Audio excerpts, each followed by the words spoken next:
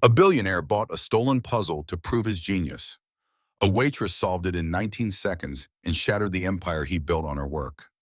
She'd spent 2 years becoming invisible, 2 years erasing the woman she used to be, the one who published papers that made professors argue who solved problems in her sleep, who built something so beautiful and so dangerous it had destroyed her life. 2 years of yes, sir, and right away, and here is your check of orthotic inserts breaking down inside sensible black shoes, of pretending she couldn't hear what people said when they thought the help wasn't listening. One night changed everything. One puzzle, 19 seconds, and the truth that had been buried for 2 years came screaming back into the light. If you want to know how a woman with nothing but her mind dismantled a billionaire with everything, stay until the end. Hit that like button and drop a comment telling me what city you are watching from. I love seeing how far these stories travel. The cold that January night was the kind that found the gaps between collar and skin, between the sole of a shoe and the pavement, between who you used to be and who you'd been forced to become. Manhattan glittered under it like broken glass, the streets stripped clean by a wind that came straight off the Hudson with nothing gentle in it. Inside Aurelius, the cold didn't exist. Aurelius was the kind of restaurant where the lighting had been engineered to make everyone at the table look powerful, where the menu had no prices because if you were asking, you couldn't afford it, where the sommelier spoke in a murmur and the servers moved with the practiced invisibility of people who understood that being seen was a failure of craft. Cassidy Vale had mastered that invisibility. Her name tag said Cassie. Nobody here knew her real name, and that was by design. The black vest, the pulled back hair, the flat expression she'd built like a wall, all of it designed to ensure that the people sitting at these tables looked through her the way they look through windows. She was part of the ambiance, decorative furniture that brought things and took things away. 11 hours into her shift, her feet were sending signals that had long since moved past pain into something geological, a deep tectonic pressure that she'd learned to breathe around. The orthotic inserts she'd bought 3 weeks ago were already failing the gel separating from the foam in a way that created a ridge under her left arch. She registered it the way she registered most discomfort, now noted, filed, set aside. She was refilling water glasses at table 4 when Denise, the floor manager, a compact man who wore his authority like a starched collar, caught her eye from across the room and tilted his head toward the corner. Table 12. Cassidy knew table 12. She'd read the reservation the moment it came in the same way she read all of them. Sterling Voss, party of 3.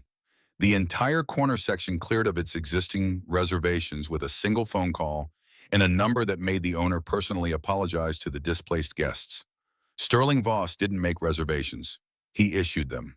She loaded a tray with the ordered drinks, a Macallan 25 neat for Voss, an old-fashioned for the younger man, she'd later learn was Marcus Lane, and a bone-dry vodka martini with 3 olives for the woman whose business card, visible from across the room, read Diana Holt, Capital Partners, and crossed the floor toward the corner. Voss occupied the seat with its back to the wall, the way powerful men always did. He was 54, but wore it like a prize, the kind of face that had been maintained with the same precision as his portfolio, silver-haired and sharp-jawed and deeply certain of its own authority. His suit was bespoke, and his tie was loosened by exactly 1 button's worth, the precise amount of looseness that communicated ease while maintaining control. He didn't look up when Cassidy approached. He was in the middle of a sentence, and sentences for men like Sterling Voss did not pause for waitstaff. The beauty of it, he was saying, is that the market doesn't know what's happening until it's already over. By the time anyone can react, we've exited clean. Marcus Lane, the junior analyst, nodded with the eager tension of someone who'd long since learned that agreement was safer than questions. He was maybe 30, with the hollowed-out look of a person who burned through sleep and called it ambition. His Rolex was genuine, but not the model Voss wore, close enough to the table to belong, not close enough to threaten. Diana Holt looked at Cassidy directly when she set down the martini. "Thank you," she said. She meant it. Cassidy nodded and stepped back, preparing the retreat she'd perfected, 3 steps pivot gone, when Voss's voice caught her. Actually, he didn't look up. "Stay a moment. I need witnesses." She stopped. Denise was going to have things to say about this. She registered that abstractly, the way you register distant weather. Voss reached beneath the table and produced a wooden box. Ebony, she thought, or something made to look like it, inlaid with geometric patterns in what appeared to be mother of pearl. He set it on the table the way men like him set things down with weight, with announcement, with the expectation that everyone present would immediately understand the significance. "Gentlemen," he said, then corrected himself with a nod toward Diana that was barely a nod at all. "And lady, I present the Euler cipher." Marcus leaned forward. His curiosity at least was genuine. "Is that the actual one? One of two in existence?" Voss opened the box. "The other is in a private collection in Zurich. Mine took 18 months to acquire. The previous owner was a Qatari prince who didn't want to sell." His smile was the kind that never got anywhere near his eyes. "But everyone has a price." Inside the box, nested in black velvet, sat a sphere roughly the size of a large grapefruit. Cassidy had seen beautiful things in this restaurant, jewelry and watches and artwork that could feed families for years. But this stopped something in her chest. It was constructed from concentric rings of brushed titanium and polished brass, each ring etched with mathematical notation so fine they looked almost like texture until you got close. The whole object gleamed under Aurelius's carefully calibrated lighting with the cool authority of something that had been made to last centuries. 1.6 million, Voss said, letting the number float. "For a puzzle, one that allegedly only 14 people in recorded history have ever solved. Most of them spent months. One woman reportedly spent 3 years." He picked it up and turned it slowly. "I've been working on it for 4 weeks. I'm close." "May I?" Marcus asked. "Be careful. It's worth more than your apartment." Marcus took the sphere with both hands, treating it with the reverence of a man who understood that some things in this world were above him and that touching them at all was a kind of privilege. He pressed points, tried to rotate rings, applied pressure at what he had apparently decided was a logical juncture and achieved nothing. After 90 seconds of increasingly frustrated effort, he set it back down with the deflated look of someone who'd expected better of themselves. "I don't even know where to start," he admitted. "That's the point." Voss retrieved the sphere with something proprietary in the gesture. "It separates the genuinely brilliant from the people who've simply gotten very good at pretending." He turned to Diana. "Your turn." "I don't play games, Sterling." But she accepted the sphere with the calm of someone who was perpetually being handed things to assess. Her fingers moved across it methodically, precisely in the practiced way of a person trained to quickly understand the value of what she was holding. She tilted it. She pressed one point, then another, her expression giving away absolutely nothing. After perhaps 2 minutes, she set it down. "Beautiful engineering," she said. "I prefer puzzles that affect balance sheets." She picked up her martini glass. "Shall we discuss Viridian, Schul?" Voss's expression sharpened with something approaching pleasure, the way a predator's does when prey presents itself voluntarily. "Of course. Are you in?" "I'm still evaluating." A hostile acquisition of a biotech in Phase 3 trials is an aggressive play. Marcus offered carefully in the tone of a man who knew the value of speaking, but also knew the value of not speaking too much. "High risk, high reward," Voss said, and the dismissal in his tone could have cut glass. "Their cancer treatment platform is extraordinary. If the trials succeed, we're looking at a $22 billion company. Minimum." "And if they fail?" Diana asked. "They won't." Voss's certainty was absolute and airless, the certainty of a man who had spent enough years being right that he'd stopped seriously entertaining the alternative. "I've seen the preliminary data. The efficacy rates are extraordinary. Viridian's leadership is old guard scientists who don't understand market timing or capital structure. We go in, restructure, and accelerate the approval timeline. 18 months from now, we're talking about an IPO that makes history." "Or a spectacular collapse," Diana said pleasantly. "You didn't build Holt Capital by playing it safe, Diana. You built it by seeing an opportunity where other people saw risk." He set his whiskey glass down. "I need your answer by Thursday. I'm not holding this position open indefinitely. Sentinel Partners is already interested." "You'll have it," she said, "by Thursday." The tension at the table had acquired a specific texture, the texture of two equally matched people testing each other without showing it, conducting a negotiation that looked like dinner conversation to anyone who didn't know how to read the silences. Marcus sat between them with the carefully neutral expression of a man trying to be furniture. Cassidy stood 3 feet from the table with her empty tray and her aching feet and her invisible self, and she wasn't listening to them. She was looking at the sphere. Specifically, she was looking at the ring of equations etched around its equator to the middle ring, which was slightly wider than the others and bore the densest notations. The symbols themselves were familiar in the bone-deep way of things you'd spent years immersed in. Prime factorization sequences, harmonic interval analysis, spatial transformation matrices. She knew this language.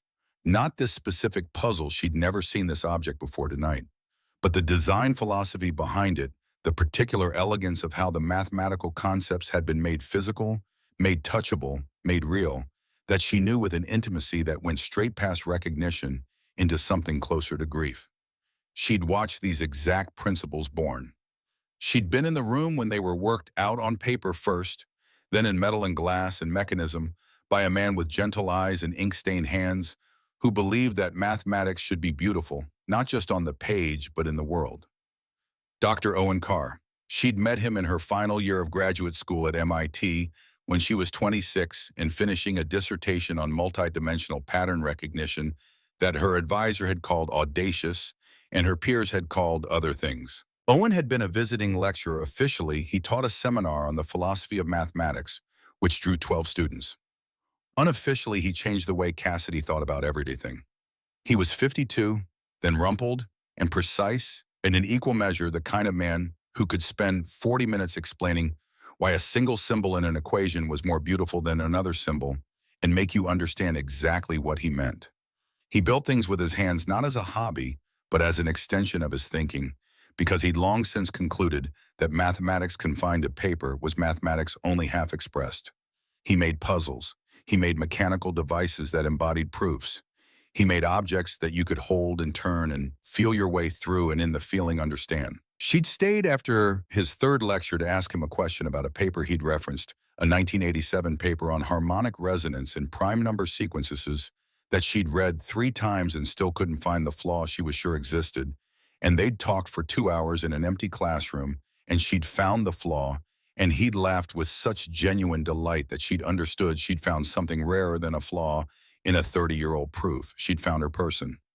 Not romantically, Owen was 26 years her senior with a grown daughter in Portland in a marriage that had quietly ended a decade before, but in the way of 2 minds that simply fit together, that completed each other's thoughts before they were finished, that could work in the same space for hours without speaking and not experience the silence as emptiness. After she completed her doctorate, she joined his lab in Brooklyn. The work they were doing was by any standard remarkable, a framework for understanding what they called harmonic prediction, the identification of underlying patterns in complex, seemingly chaotic systems by analyzing the mathematical relationships between their components rather than the components themselves. Applied to markets, it was a paradigm shift. You weren't predicting individual stock movements. You were identifying the deep structural harmonics of entire systems, the invisible music that governed how vast networks of human decisions flowed and converged and separated. They'd called it Project Meridian. They'd filed a provisional patent in March 22, months ago, 2 inventors, 1 elegant framework, 1 future that felt genuinely wide open. 4 months later, Owen was gone. Not gradually, not with warning. One morning he simply didn't come to the lab, and when Cassidy went to his apartment that evening, the super told her Dr. Carr had vacated the previous week. His email address bounced. His university account was deactivated. The lab itself, the Brooklyn space they'd rented together full of Owen's mechanisms and her notebooks and 4 years of collaborative work, had been cleaned out. Not burglarized, cleaned. Every drawer opened, every surface cleared, and all of it taken with the systematic thoroughness of a moving company, except that no moving company had been hired. She'd filed a missing persons report. She'd hired a private investigator she couldn't afford. She'd contacted Owen's daughter in Portland, who was as bewildered as she was. She'd done everything you were supposed to do and received nothing in return, except the growing terrible suspicion that people with enough money didn't disappear. They were made to. And then her own life had started coming apart with the methodical precision of something that had been planned rather than fallen into bad luck. The research funding cut. The data falsification complaint, someone had filed it alleging she'd manipulated results in a paper published 18 months earlier, results she knew were clean, but all her data had been on a university server that experienced an irretrievable failure before the investigation could access it. No backups recoverable, no defense possible. Her faculty position dissolved. Her academic reputation, built over a decade of extraordinary work, collapsed in 6 weeks like a building with its support columns removed. She'd understood by the end that she was being erased. She just couldn't prove it. So she'd remade herself into Cassie and moved to Manhattan and become invisible. And she'd been invisible for 2 years, and she'd been very, very good at it, right up until the moment Sterling Voss had placed a stolen sphere on a dinner table, and she'd recognized the dead man's fingerprints on it.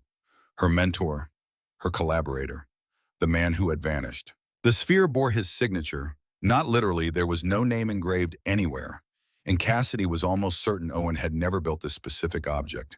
But the principles were his, the philosophy was his, the precise way the harmonic sequences were embedded in the ring geometry, the relationship between the prime notation and the spatial transformation variables. This was Owen Carr's intellectual fingerprint, as distinctive as a face she would have known anywhere, which meant one of two things.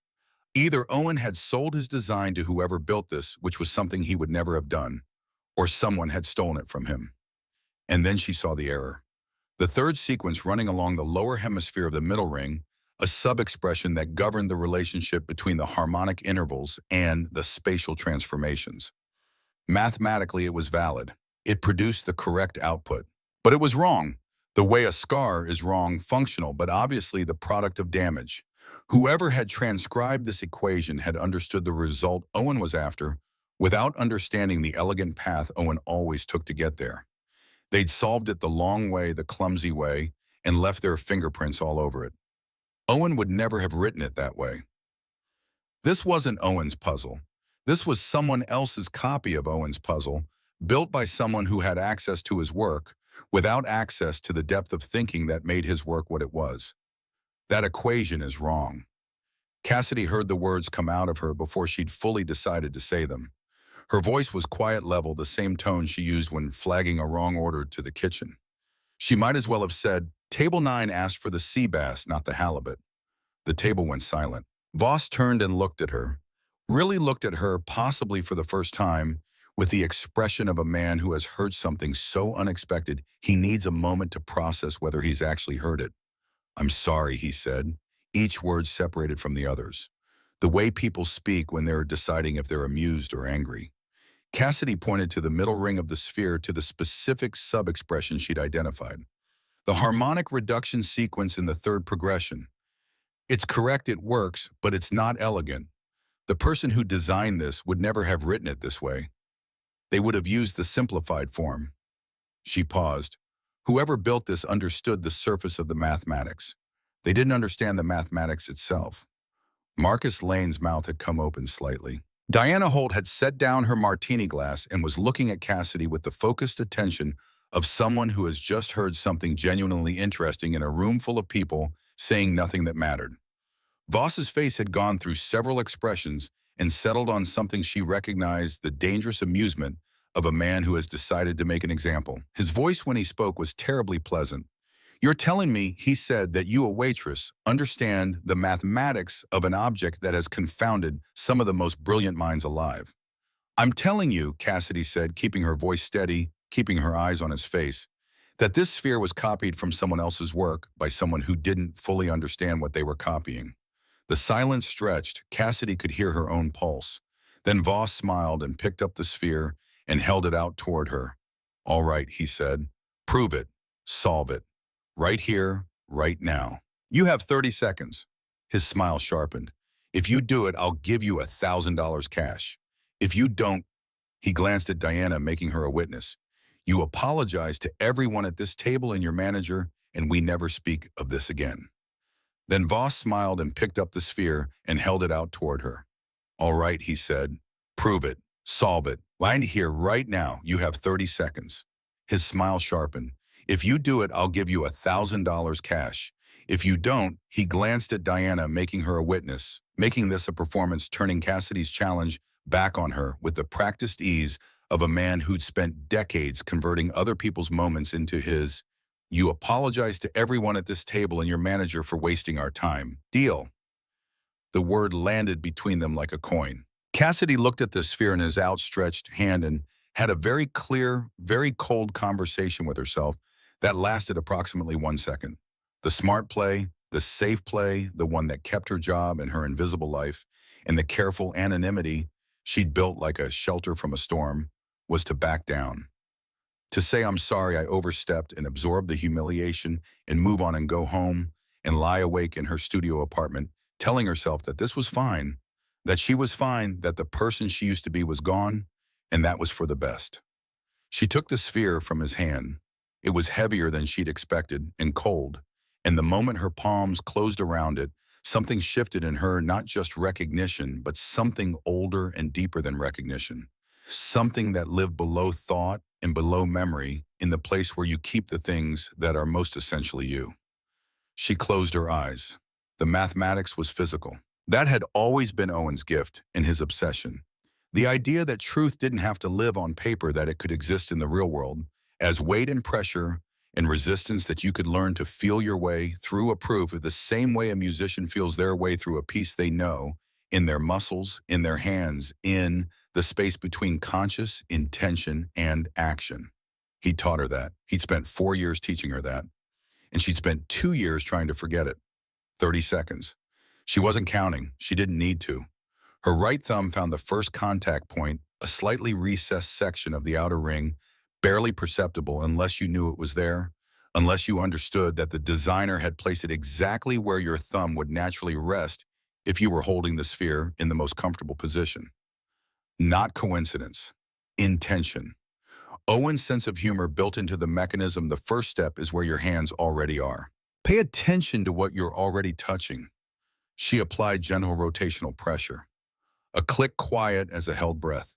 The outer ring shifted a quarter turn, bringing a new sequence of equations into alignment with the top of the sphere, revealing the second layer of the problem. She heard Marcus make a sound. She didn't open her eyes. Her fingers moved to the juncture between the outer and middle rings, tracing the seam until she found the second point, a slightly different texture, the brass marginally warmer than the titanium around it. She pressed. The middle ring began to rotate slower than the outer in the opposite direction. She could feel the internal mechanism responding, not fighting her, not resisting the way it resisted people who approached it with brute logic, but waiting for the next correct instruction, the way a conversation waits for the right question. She tilted the sphere 7 degrees. Applied simultaneous pressure on 2 points she could feel rather than see. Felt the resistance soften into something closer to cooperation. The final movement was the most counterintuitive. Owen had always hidden the closing sequence in the most unexpected place, the place your assumptions would steer you away from. People approach puzzles with logic and with ego, convinced that the hardest part would be the most obvious part, that the solution would be at the top or the center or the most architecturally prominent location. Owen put it somewhere else. He put it where the mistake lived. He put the answer at the imperfection. She pressed at the intersection of the 2 rings, at the exact location of that clumsy, copied, imperfect equation. Gently, with her index finger. The sphere opened, not dramatically, no fanfare, no lights. The 2 hemispheres simply parted along a seam that had been invisible until that moment, revealing a hollow interior lined with mirrors. Small, precisely angled mirrors that caught the restaurant's amber light and scattered it across the tablecloth, in fragments. Small starbursts of gold and white that bloomed and shifted as the 2 halves rocked slightly on the velvet box top. Inside the sphere, nestled in the center where the mirrors converged, was a small crystal prism cut with 12 facets. When the light hit it, it threw a brief, brilliant arc across the wall there, and gone like a held breath, released. Cassidy opened her eyes.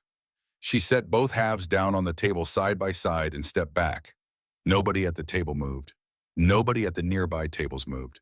The jazz piano had either stopped or nobody could hear it anymore. The ambient hum of this restaurant, the clinking glasses and murmured conversations and soft-soled footsteps of 30 other servers, All of it seemed to have relocated to somewhere much further away. Voss was staring at the open sphere with an expression she hadn't expected. Not anger, not shock exactly, but something underneath those things. Something that looked almost like calculation, like a man rapidly running through scenarios and not liking the results he was landing on. Marcus Land appeared to have forgotten how to breathe. His old-fashioned sat untouched beside his right hand. Diana Holt was leaning forward, her full attention no longer on the open puzzle, but on Cassidy, her eyes conducting the kind of rapid, intelligent assessment that had clearly made her extraordinarily good at what she did. 19 seconds, Marcus said. His voice was barely above a whisper. I counted. It's not actually called the Euler cipher, Cassidy said, because she was apparently done being careful tonight. And once you were done being careful, you might as well be thorough. The person who designed it called it a harmonic resonator.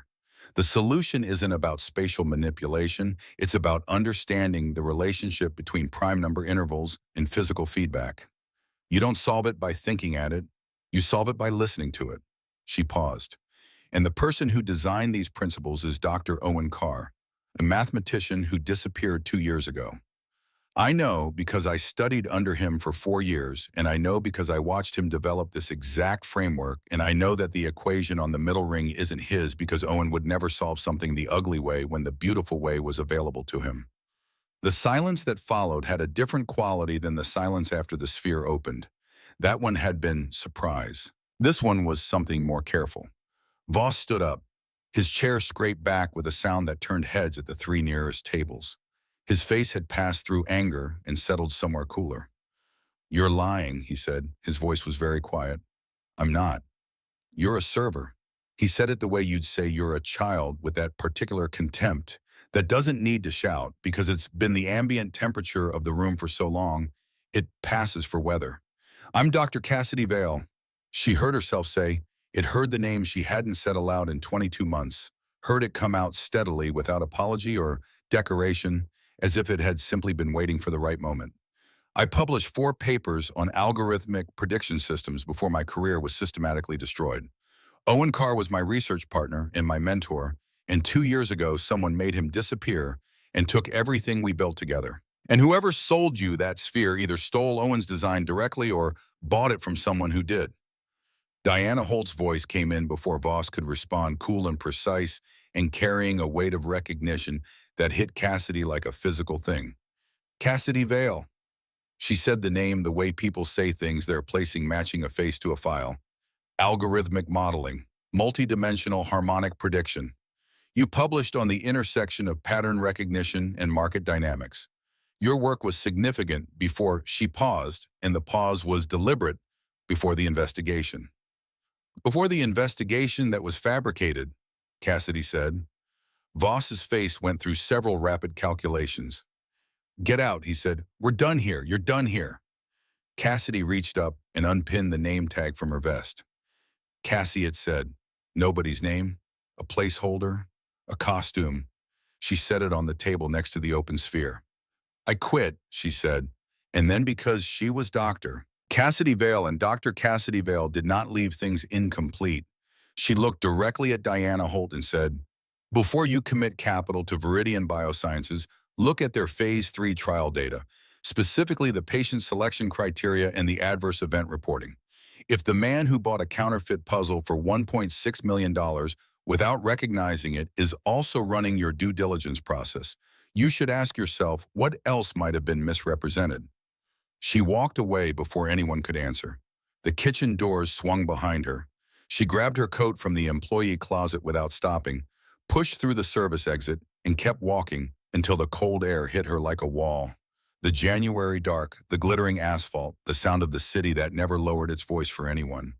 Her hands were shaking. Her feet impossibly had stopped hurting. She pushed through the service door into the alley, let it close behind her, and stood for a moment in the dark between the building and the dumpsters where the restaurant's kitchen discarded its beautiful failures.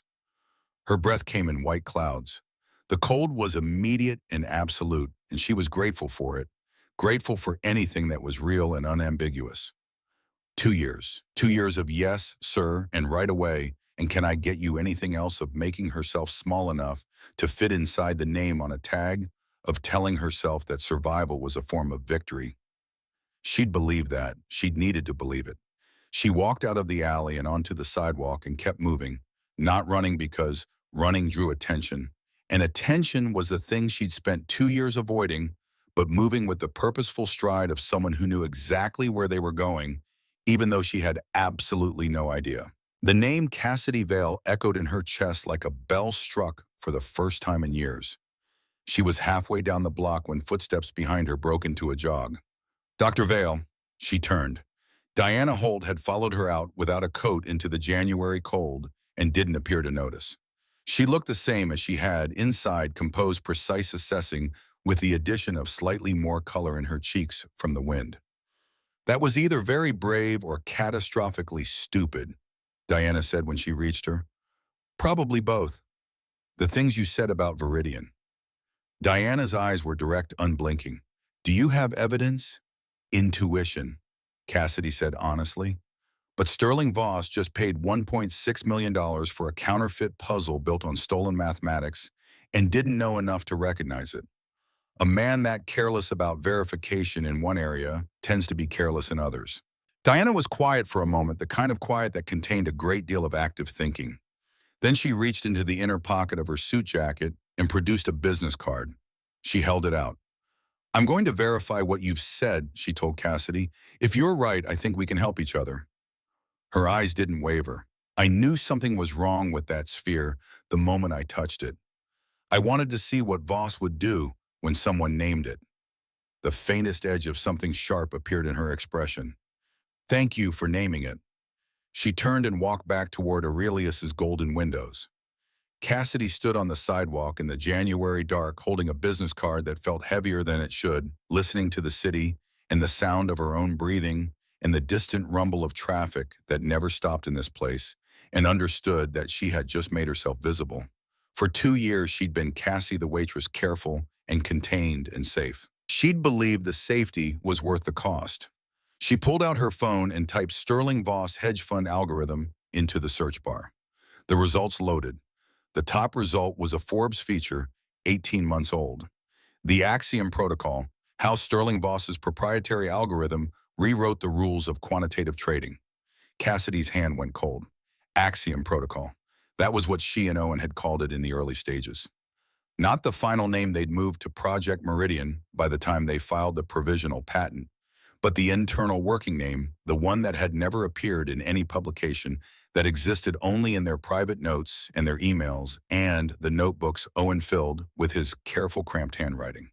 Nobody outside their collaboration should have known that name. Her phone buzzed, unknown number. She almost didn't answer.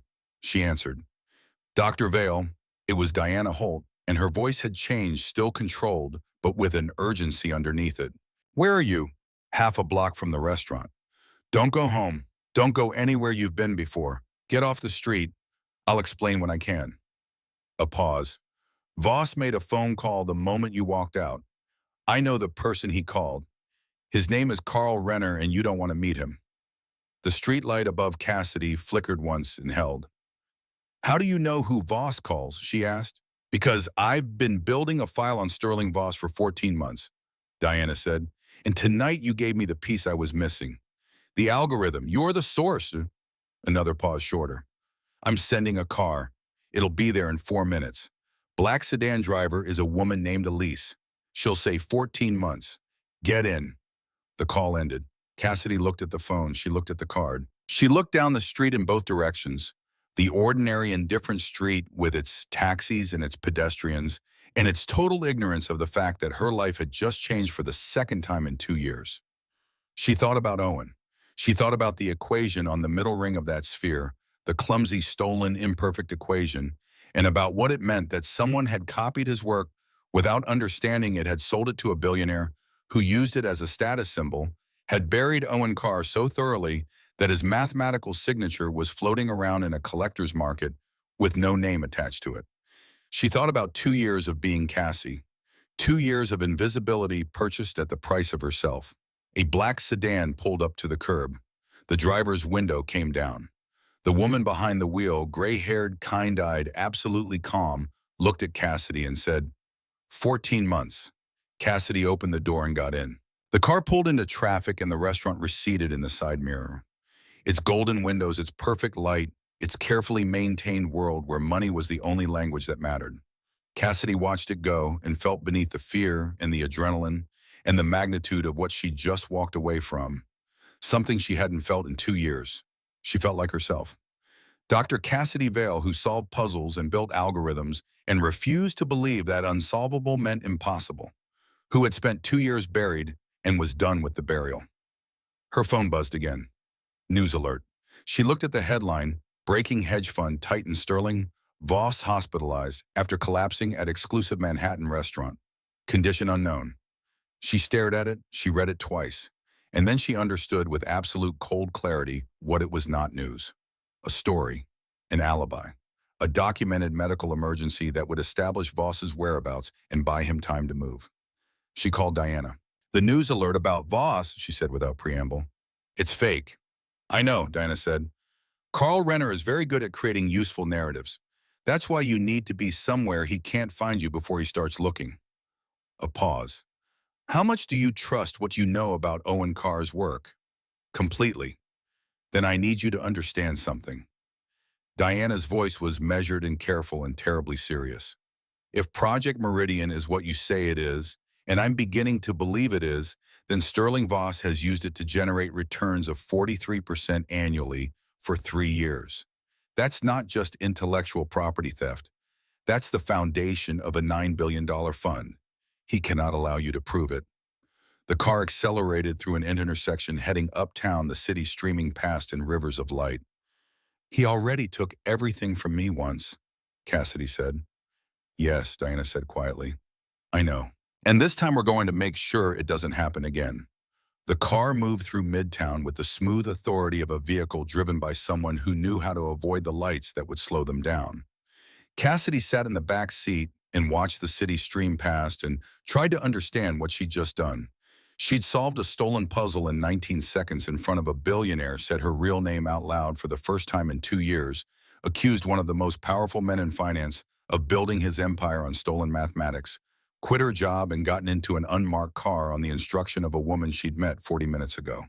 She was either completely undone or finally, after 2 years, completely herself. She wasn't sure those were different things. Her phone buzzed. Diana. The car's taking you to my building on the Upper East Side. There's a guest apartment on the 14th floor. My assistant Rachel will meet you in the lobby. Don't use your phone for anything except this number until I get there. Where are you? Still at Aurelius. I have to manage the situation at the table before I leave, or Voss will know I'm connected to you. A pause. Well, he's already suspicious. The moment you walked out, he started watching me. What did you say to him? I said you were clearly unstable and that I was sorry he'd been subjected to that, and then I ordered another martini and waited for him to relax. A beat. He didn't fully relax, but he relaxed enough. Cassidy looked at her reflection in the tinted window. The woman looking back at her was wearing a black vest and had her hair pulled severely back and looked like someone who brought things to tables for a living. She looked like Cassie. She didn't feel like Cassie anymore. Diana, how long have you actually been investigating Sterling Voss? The pause on the other end was the kind that contained something being decided.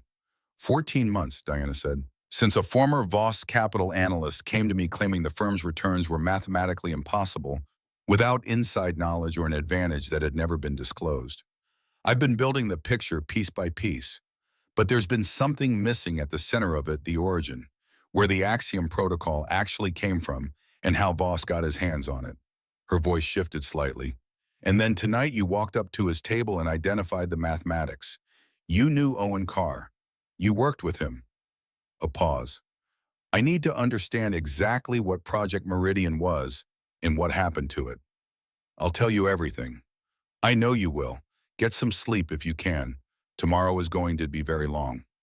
The call ended. The car continued uptown. Cassidy leaned her head against the glass and thought about the Forbes article she'd pulled up on the street about the name Axiom Protocol, the private working name that should have existed only in her notebooks, in Owen's memory, appearing in a profile of a man she'd never met. She thought about what it meant that Voss had known to use that name.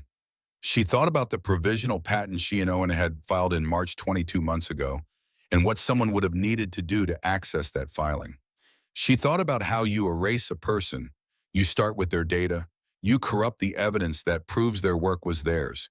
You take their access to systems, their institutional affiliations, their colleagues' willingness to return their calls.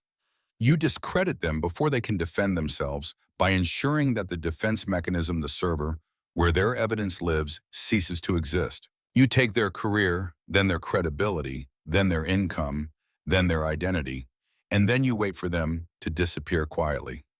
She hadn't disappeared quietly enough, it turned out. The guest apartment was spare and clean and looked out over the east side with the particular hauteur of New York real estate that assumed its view was sufficient decoration. Rachel, Diana's assistant, young, efficient, absolutely unreadable, showed Cassidy to the room, left a set of clothes that looked suspiciously close to Cassidy's size and taste, set a laptop on the table and said, "Ms. Holt asks that you access your cloud storage if you have one. She'll explain why when she arrives. Is there anything else?" "A toothbrush," Cassidy said. Rachel produced one from a kit in the bathroom closet, nodded, and left. Cassidy sat down at the table and opened the laptop and stared at the cloud storage login screen for a long time.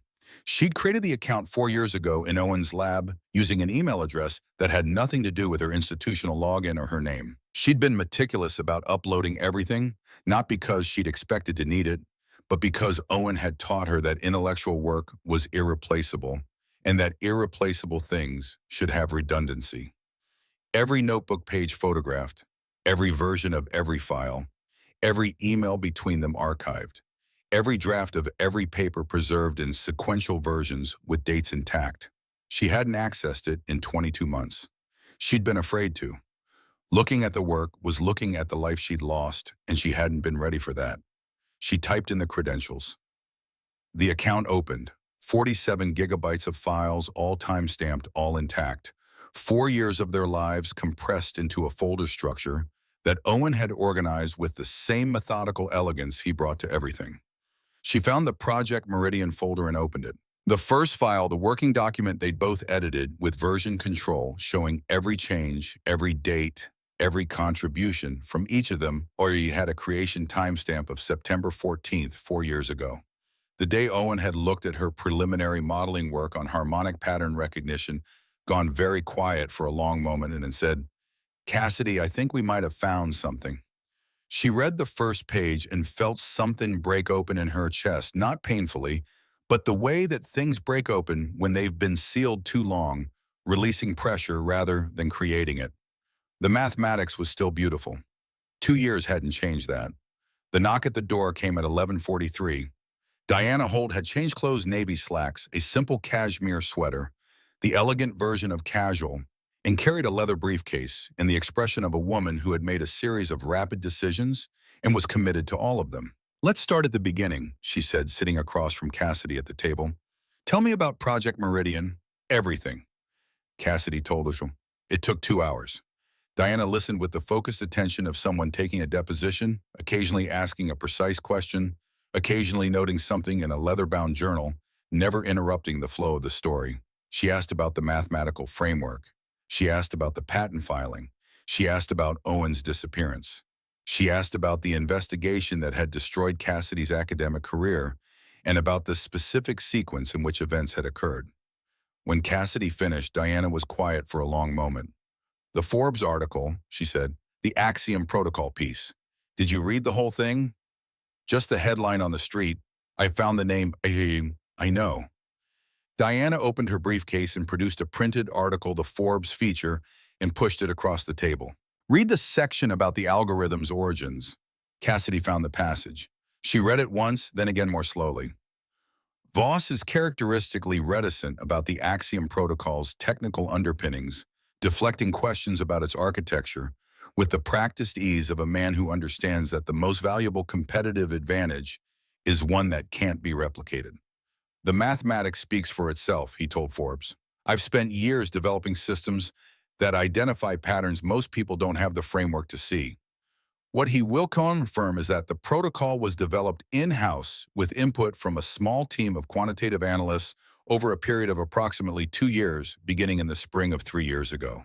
Spring of 3 years ago, their patent had been filed in March of that year, which meant Voss was claiming his development process had begun in the same month they'd formalized their framework. He's establishing a competing timeline, Cassidy said. If he can argue that his team was developing independently, he can muddy the origin question enough to create reasonable doubt. Diana nodded, which is why the patent filing date alone isn't sufficient. We need to establish that Voss knew about Project Meridian before his alleged independent development. We need to prove access. She tapped the briefcase. My investigators have been working on this for 14 months. Here's what I have. She spread documents across the table: corporate records, shell company structures, financial transactions traced through multiple holding entities. It looked like a map of something deliberately made complex, the way powerful people made things complex when they didn't want them understood. 6 weeks after you and Carr filed your provisional patent, Diana said, tracing a line through the corporate structure with one finger, a consulting firm called Whitmore Analytical Solutions received a payment of $1.8 million from a holding company called Meridian Bridge Capital. Cassidy's hand went still on the table. Meridian Bridge.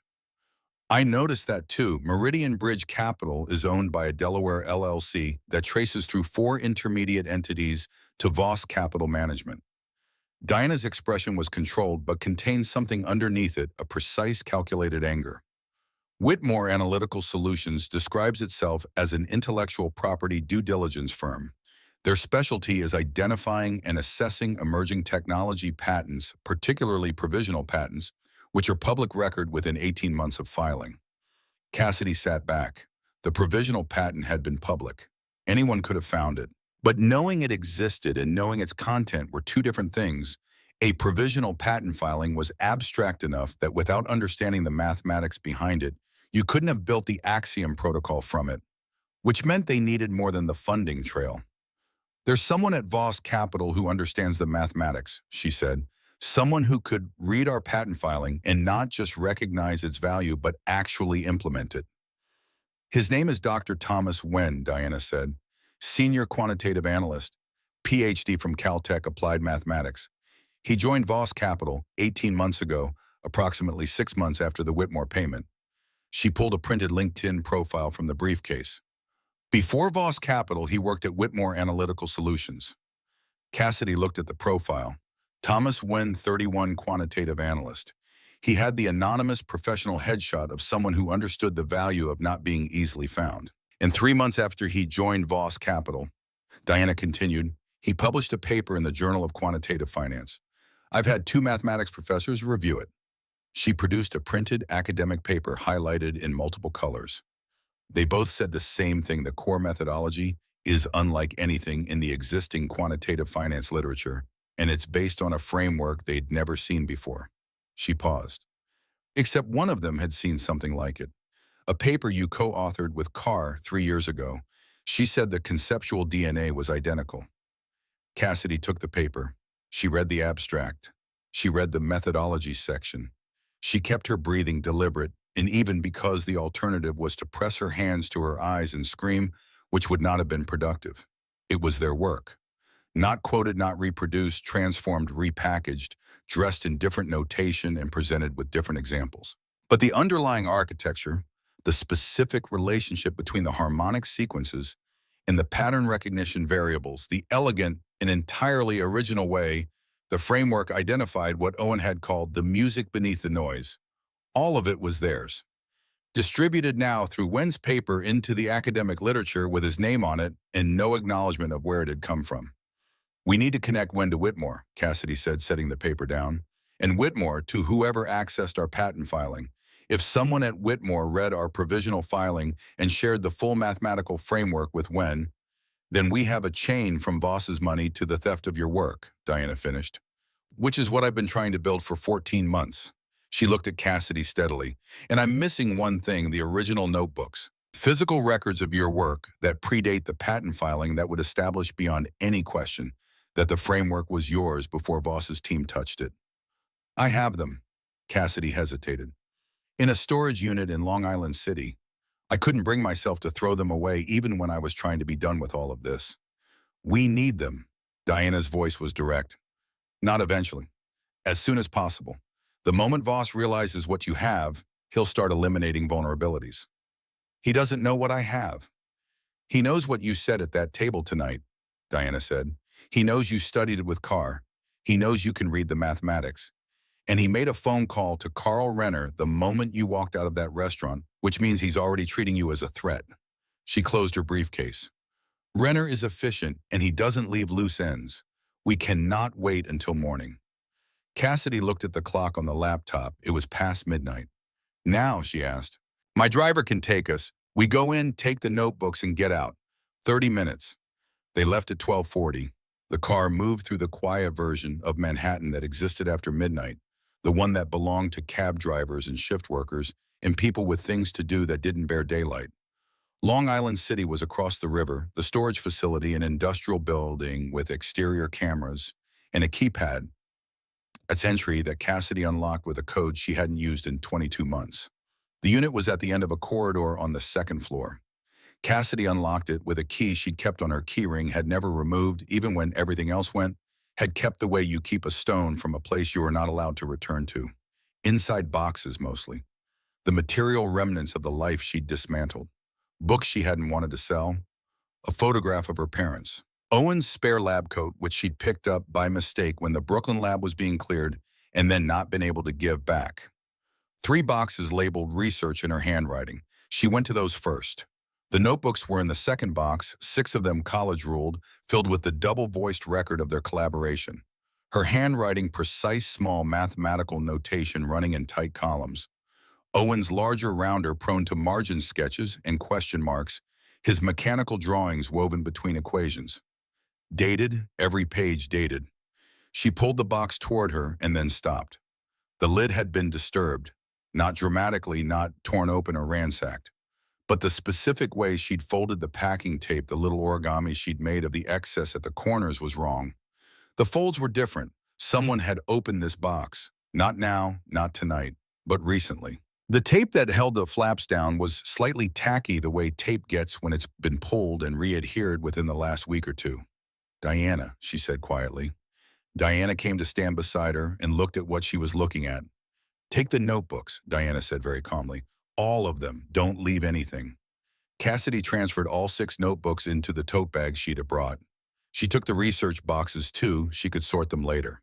She was moving quickly now, the particular alertness that comes with understanding that you've arrived somewhere between a window closing and a door opening.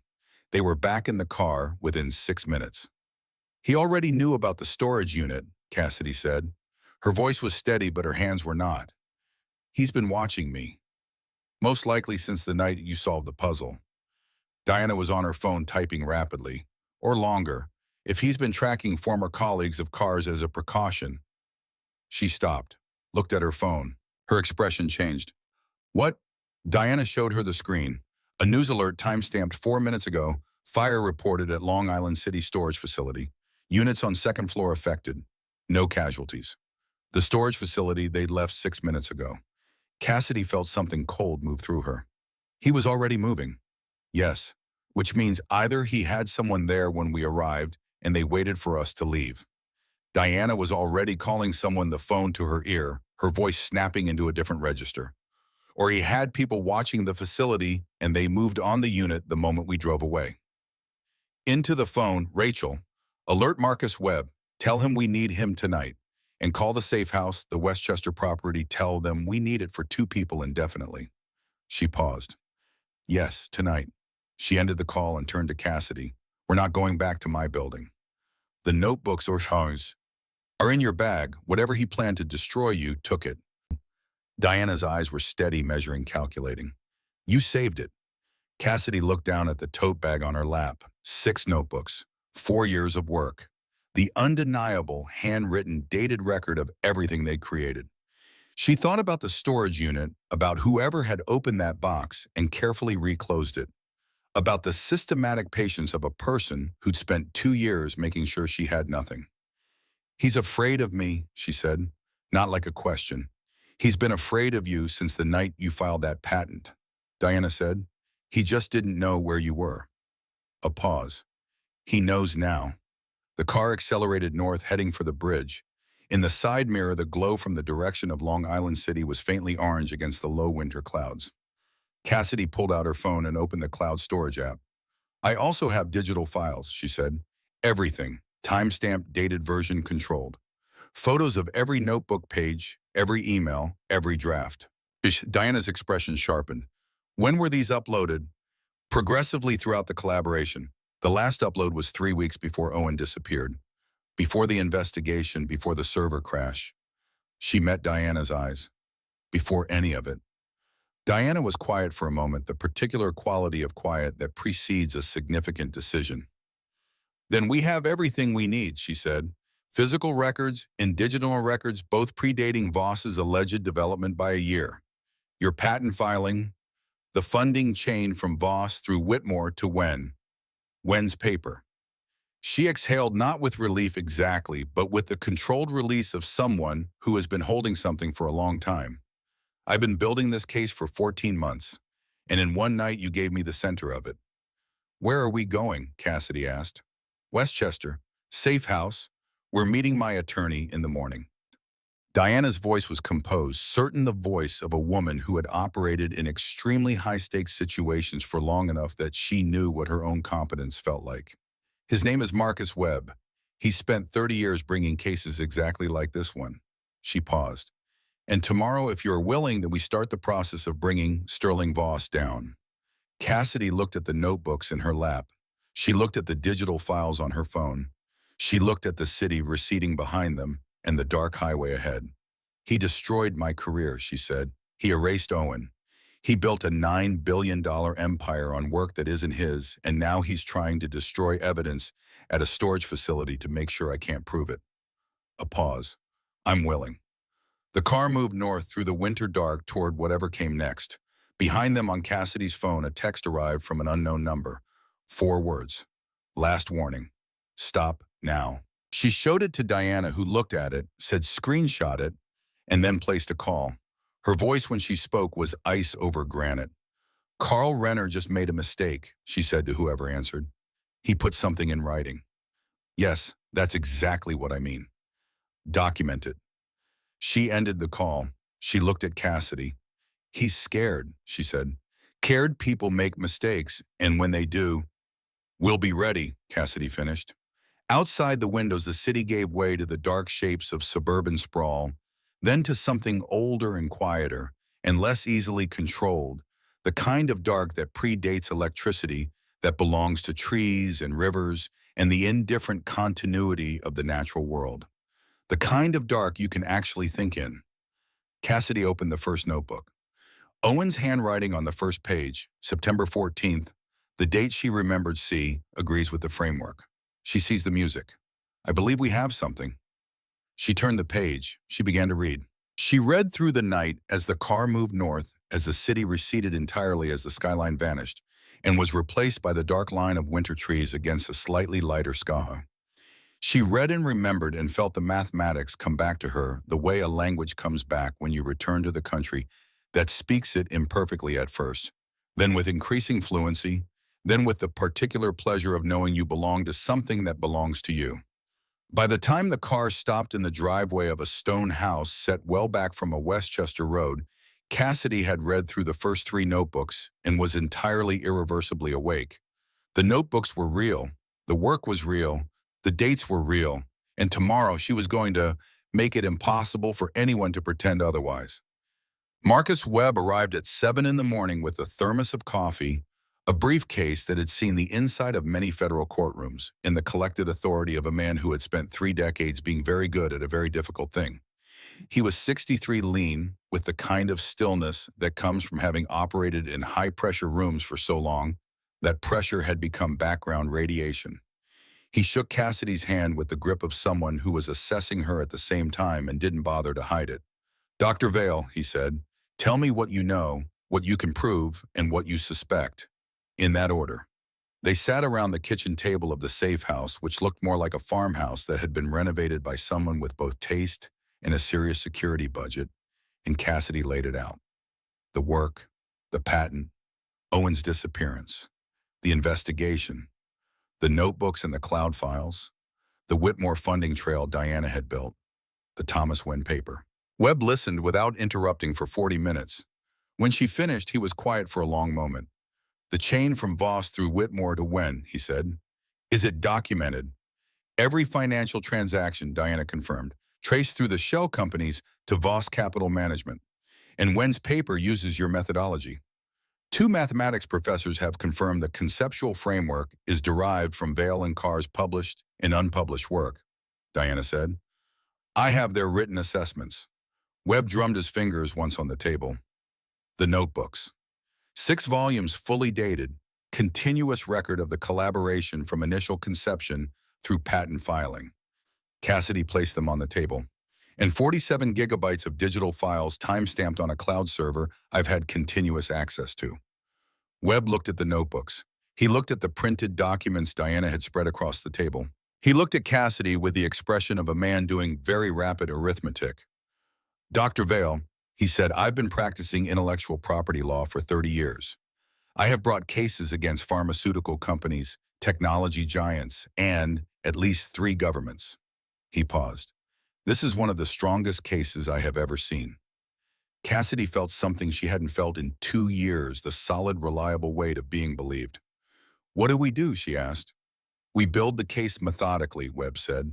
Civil suit for intellectual property theft and damages, criminal referral to the FBI for fraud, wire fraud, and conspiracy, patent office petition for correction of inventorship on any patents Voss has filed based on your framework. He opened his briefcase and produced a yellow legal pad. And we file everything simultaneously.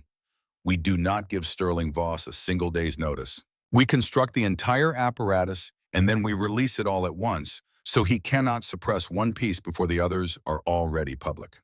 How long? Diana asked. A week, possibly less if we move quickly. Webb was already writing. There's one more thing we need. He looked at Cassidy, the co-inventor, Owen Carr. Whatever happened to him, whether he fled or was driven out or something worse, his testimony would be decisive. We need to find him. I've been looking for him for 2 years. You were looking for him alone, Webb said. I have investigators who specialize in locating people who don't want to be found or who have been found by the wrong people first. He held her gaze. Will you authorize me to try? Cassidy thought about Owen, his gentle eyes, his careful hands, the way he'd looked at her on the day they'd realized Project Meridian was real, and said, Cassidy, I think we might have found something. She thought about him, wherever he was, possibly afraid, possibly waiting, possibly with no idea that someone had found his mathematical fingerprints on a stolen puzzle in a Manhattan restaurant.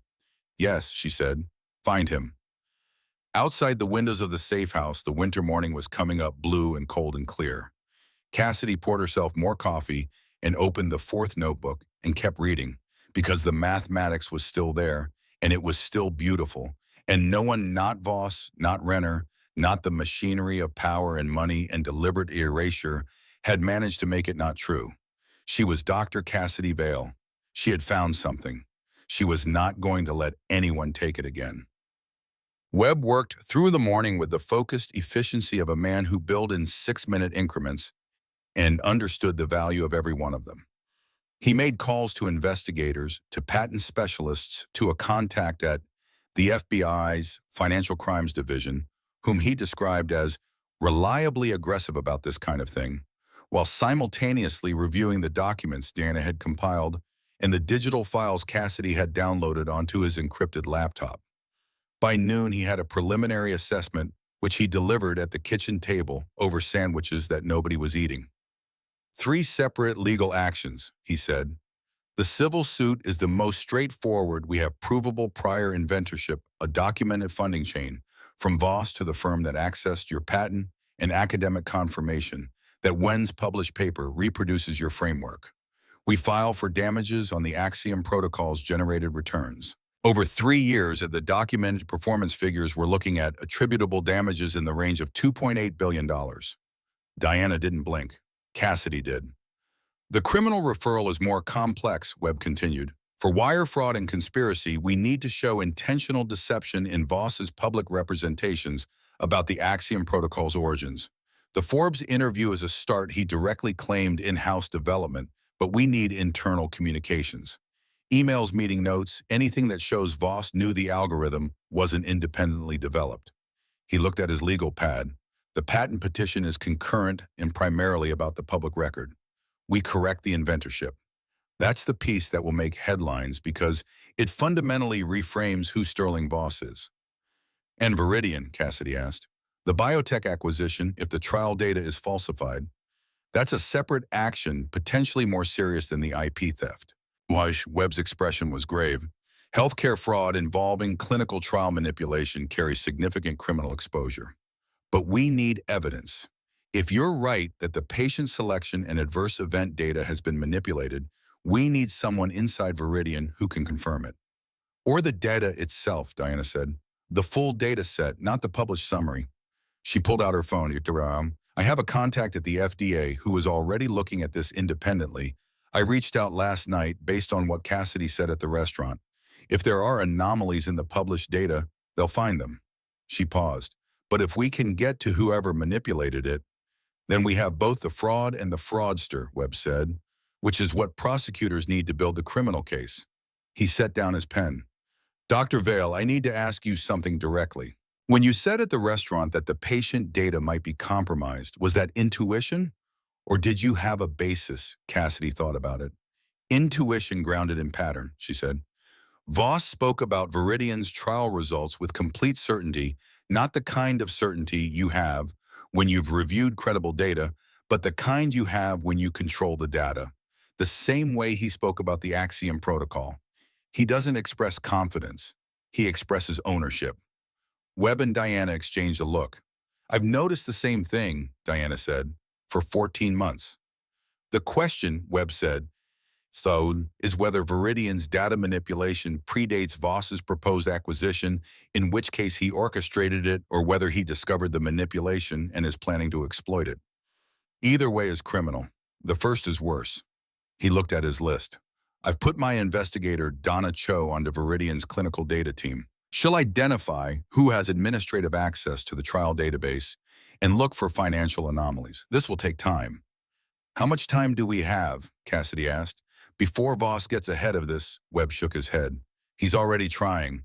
The fire at the storage unit was a message he wants you to understand that he's willing to destroy evidence. The text from Renner is a threat. He's escalating.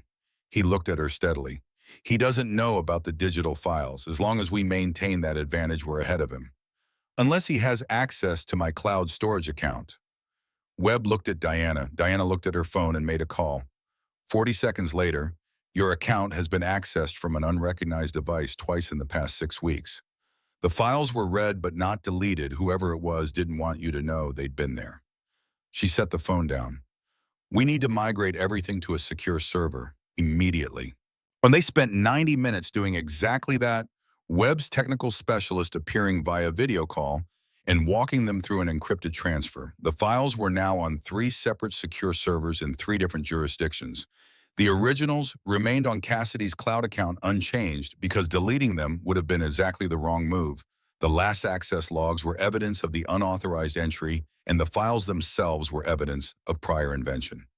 If they read the files, Cassidy said, when the transfer was complete, then they know exactly what we have. Yes, Webb said, which means they know we can prove everything, and that means Voss is in a very specific position right now. He picked up his coffee. He has 2 options. He can try to make us disappear, which Renner is already positioned for, and which will not work because we are documenting, again, everything, and any harm to either of you will be immediately traceable. Or he can try to buy us off. As if on cue, Webb's phone buzzed. He looked at it and something shifted in his expression, not surprise, but the recognition of an expected move arriving on schedule. Voss's attorney, he said, they'd like to discuss a potential resolution. He looked at Cassidy. Your call. No settlement, she said without hesitation. Webb smiled not warmly, but with the specific satisfaction of a man hearing exactly the right answer at exactly the right time. That's what I was hoping you'd say. He typed a response, set the phone down. I told them you're not interested in private resolution, which means by tomorrow morning Voss will know where we're going to trial, which means he's going to move. What kind of move? Cassidy asked. He'll accelerate The Viridian acquisition, push it through before any regulatory scrutiny. He'll move assets into harder-to-reach structures, and he'll look for any weakness in our case that he can use to either delay proceedings or make one of our witnesses reconsider. Webb looked at her. Which brings me to Marcus Lane. Cassidy had been thinking about Marcus Lane since midnight. Lane had been at the table.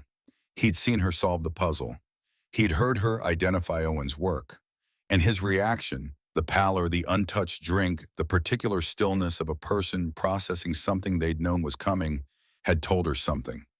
He's not comfortable with what he's doing, she said. Probably not. Junior analysts in these situations rarely are. Webb interlaced his fingers on the table. He's also named as a witness in our provisional complaint. He was present when you made your statements at Aurelius, and he's presumably been present for other conversations that would be relevant to our case. He paused.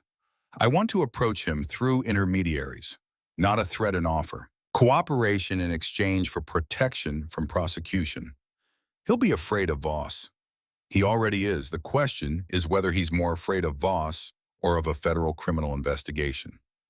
Webb's expression was precise. My experience is that intelligent people, when presented with clear evidence that their current employer is about to be indicted, tend to reassess their loyalties with remarkable speed. He stood. I'll have my team make contact today. Diana, who'd been quiet for several minutes, spoke. There's one more person we need to discuss. She looked at Cassidy carefully. Owen Carr. Cassidy kept her voice even. What have your investigators found? He's alive.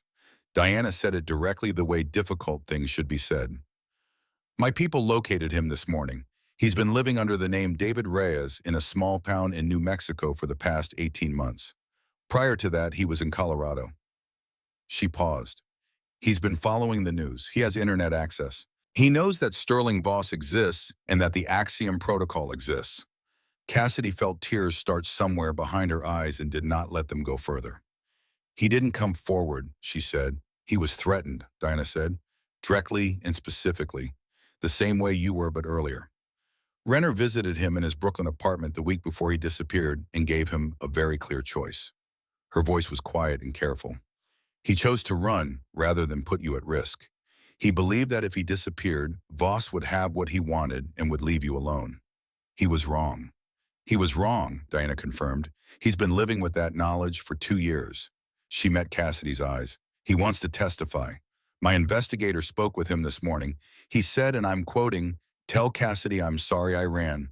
Tell her I'm ready to finish what we started." The kitchen was very quiet. Cassidy looked at the notebooks on the table. She looked at the screen where their files sat encrypted on 3 secure servers. She looked at the 6 months of careful, meticulous legal preparation Diana had built, and the chain of evidence that connected every piece in the case that was, despite everything that had been done to prevent, it's still real and still provable and still theirs. She thought about Owen in a small town in New Mexico, reading the news, carrying 2 years of a different kind of guilt, the guilt of having protected himself when she needed protecting. Tell him, she said, that we're ready. Webb was already reaching for his phone. Outside the safe house windows, the winter afternoon was thinning toward evening, the light going gold and horizontal through the bare trees. Somewhere in the city, Sterling Voss was meeting with his attorneys and his fixers in the apparatus of power he'd built on their stolen work, planning his response. Somewhere in New Mexico, Owen Carr was packing whatever he needed and preparing to return to the fight he'd fled 2 years ago. And here in a stone house in Westchester, the case was being built methodical, documented, irrefutable, that would bring all of it into the light. Cassidy picked up the 5th notebook and kept reading. Marcus Leon's apartment was on the 22nd floor of a building in the West 50s, a floor plan designed for someone who made enough money to live alone and not quite enough to live well, the kind of apartment that said, I am one promotion away on every surface. Webb's investigator had identified it within 6 hours. The approach came not as a confrontation, but as a letter delivered by hand to his building's concierge in a sealed envelope, addressed in the firm letterhead of Webb Holloway and Associates. The letter contained 3 things: a factual summary of the allegations against Voss Capital Management, a description of the legal jeopardy facing anyone who had been present during, and had therefore witnessed what now constituted documented fraud and an offer. Cooperation in exchange for immunity from prosecution and where appropriate financial remediation for documented losses attributable to Voss's conduct.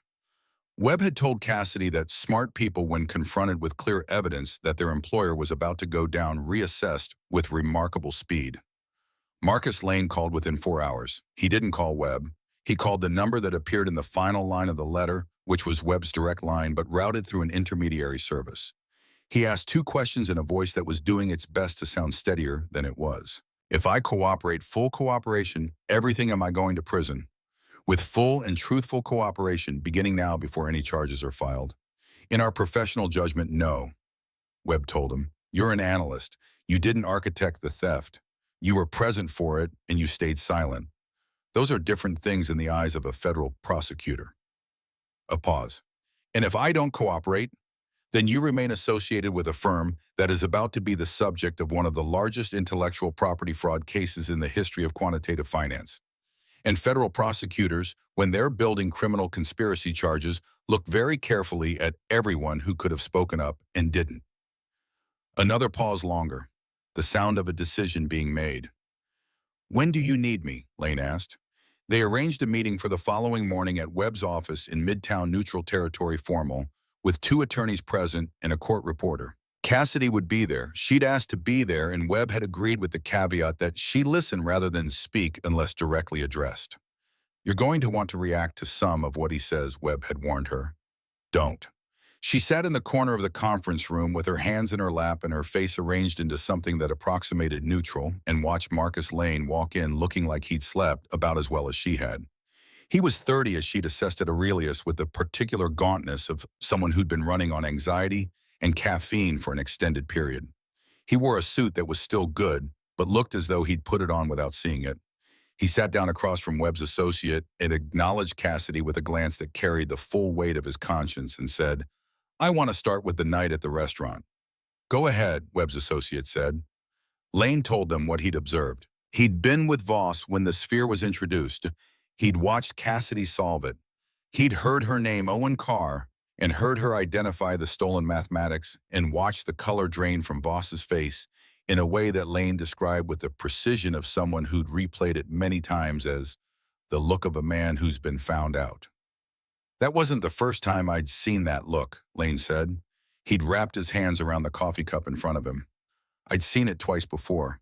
Once when a compliance audit came close to the Axiom Protocol's performance logs. Once when a reporter asked Voss about the algorithm's origins at a conference. He looked at the table. Both times he managed it. Redirected, deflected, controlled the narrative. He's very good at that. Tell us about your role, the associate said, in relation to the Axiom Protocol. Lane was quiet for a moment. I wasn't involved in the development. I joined Voss Capital 2.5 years ago, 8 months after the protocol was already running. I knew it was the firm's primary competitive advantage. I didn't know where it came from. He paused. Not at first. When did that change? 18 months ago, when Dr. Wen published his paper. Lane looked up. I read it. I'd been in quantitative finance long enough to recognize when something was genuinely novel versus when it was derived. The framework in that paper was unlike anything I'd seen in the existing literature. But the Axiom Protocol was exactly that framework running live, which meant either Wen had developed the protocol and then published a watered-down version of it as an academic exercise which made no sense, or the protocol predated the paper, which meant the paper wasn't origin. It was cover. What did you do with that conclusion? Nothing. The word came out flat and honest. I was making $400,000 a year. I had student loans, a mortgage. Voss had been good to me. I told myself I couldn't prove anything. I told myself it wasn't my business. A pause. I told myself a lot of things. Cassidy kept her hands in her lap and her face neutral. There's something else, Lane said.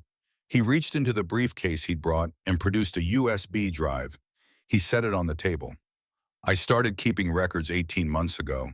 When the paper came out and I understood what I understood, I copied emails, internal memos, anything that passed through my authorized access that seemed relevant. He pushed the drive toward the associate, There are communications on there between Voss and Thomas Wen from before the algorithm was officially deployed. Wen refers to the source material. He doesn't name it, he calls it the car framework. But that's what it says. In writing, in a message to Voss. The conference room went very still. The associate's expression didn't change, but Cassidy saw his hand tighten almost imperceptibly on his pen. Beside her, Webb, who'd been standing near the window, crossed to the table. The car framework, Webb said. Those are Wen's words. In an email dated 20 months ago, he's telling Voss that the deployment parameters for the Axiom protocol are calibrated to the second-order differentials described in what he calls the car framework, and that deviating from those parameters would degrade the algorithm's predictive accuracy. Lane's voice was precise and exhausted. He knew who invented it. Voss knew who invented it. They were using Owen Carr's name internally while simultaneously presenting the algorithm to investors and to the press as Voss's proprietary development. Webb looked at Cassidy. She looked back at him. She didn't say anything. She didn't need to. The drive went to Webb's forensic analysts immediately after the meeting. By that afternoon, they'd confirmed its authenticity. The email metadata was clean, unaltered, consistent with Voss Capital's documented server architecture. The email in which Thomas Wen referred to the car framework was real. "We have them," Diana said when Webb called her. She was in Cassidy's temporary living space at the safe house they'd extended their stay. Renner's continued surveillance making a return to the city inadvisable, and she was standing at the window with her phone pressed to her ear, looking at the bare winter trees with an expression of controlled triumph. "Is it enough?" "It's more than enough," Webb said. Lane's testimony plus the email is an airtight chain of knowledge. They knew the algorithm was Carr's. They used it anyway. They represented it as Voss's development to investors and to the public. That's wire fraud, securities fraud, and theft of intellectual property in the same set of acts. The FBI. "I'm meeting with Special Agent Reeves tomorrow morning. She's been following this independently. A source inside Voss Capital apparently filed a tip 6 months ago that went into the queue and never reached the top. When I present what we have, it goes to the top." Diana ended the call and looked at Cassidy. "It's moving." "I know," Cassidy said. She was at the kitchen table with Owen's notebooks, which she'd now read through completely twice. She was building a summary document, a clear sequential account of the development of Project Meridian tied to specific notebook entries and file timestamps designed to be comprehensible to a judge and jury who wouldn't be mathematicians. She was building the story of their work in language anyone could follow. It was, she realized, the most natural thing she'd done in 2 years. Owen Carr arrived in Westchester on a Thursday afternoon in a rental car driven by one of Webb's investigators. He came to the door of the safe house and Cassidy answered it, and they stood in the doorway for a long moment looking at each other. He was thinner than she remembered, and his hair had gone more fully gray, and there were new lines around his eyes. He looked like someone who'd spent 2 years carrying something heavy in a room with no one to help him put it down. "I'm sorry," he said. "I know," she said. "Come in." They sat at the kitchen table and didn't talk about the case for the first 40 minutes. They talked about New Mexico, the colors of the desert, which Owen had found unexpectedly beautiful. They talked about the small things that fill a life, the books he'd read in the morning, walks the neighbor whose cat had an opinion about everyone who passed the house. They talked around the 2 years with the carefulness of people who have something much larger to say and need to approach it from a direction that doesn't shatter everything. Then Owen set his coffee cup down and looked at her. "I knew within 3 months of disappearing that I'd made a mistake," he said. "Not leaving might have been the only move that kept both of us alive. But leaving without finding a way to tell you first, without making sure you weren't in the dark." His hands were flat on the table, very still. "I watched the investigation unfold from New Mexico. I read every article. I knew what they were doing to you, and I didn't have the courage to come forward because I believed that if I did, Voss would make sure there was nothing left for either of us to fight with." "What changed?" Cassidy asked. "You did us," he said.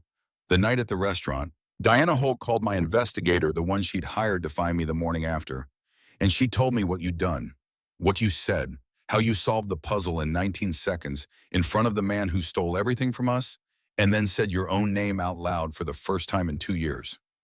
He looked at her directly. I realized that you'd stopped hiding without me, and that the least I could do was stop hiding too.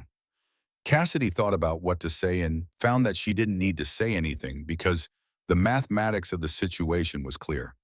They were here, the work was here, the truth was here, documented and evidenced, and building toward a conclusion. We need your testimony, she said instead. I know. Webb briefed me on the plane. Owen reached into the bag he'd brought and produced his own notebooks. She'd known he'd kept notebooks, of course.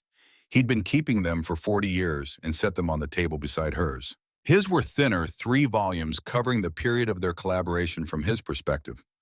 Mine don't go back as far as yours, but they cover the period before the patent filing, and they document Renner's visit. You kept records of the threat. I'm a mathematician. I document things. For the first time, the ghost of Owen's familiar dry humor appeared in his expression. I wrote it down that night, every word he said. I knew that if I survived long enough to testify, I'd want to remember it exactly. Webb met with Owen for 3 hours that afternoon, taking his formal statement, reviewing his notebooks, establishing the evidentiary chain. By the end of it, the case had acquired a new dimension, not just the paper record of the theft, but the human record of the intimidation that had been used to silence the people who could have exposed it. Renner told you explicitly that Dr. Vale would be harmed if you came forward, Webb said at one point during the statement. His exact words, Renner said, were that unfortunate things happen to people who make problems for Mr. Voss.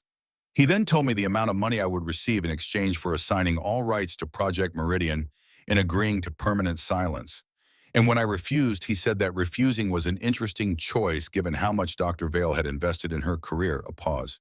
It wasn't a subtle threat, and you believed it was credible.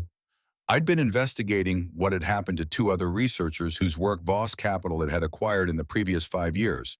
Both experienced significant professional disruptions within 12 months of their association with entities connected to Voss. Neither could prove anything.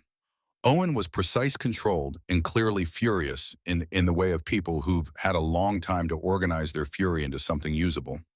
I believed the threat was credible because I had reason to believe Voss had done it before.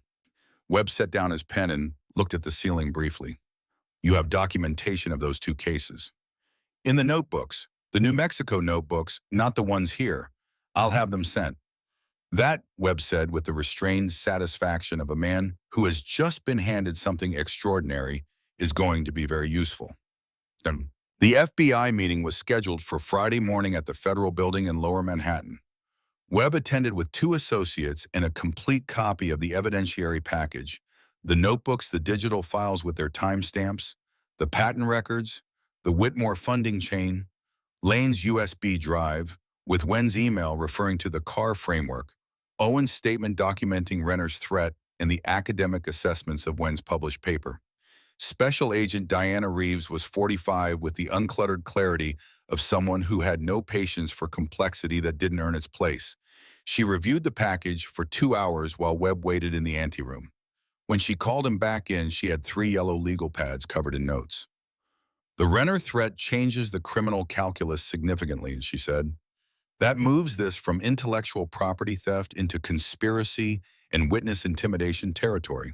And the storage facility fire, which my investigator is prepared to testify was deliberately set within 6 minutes of our departure, adds evidence tampering. Reeves set down her pen.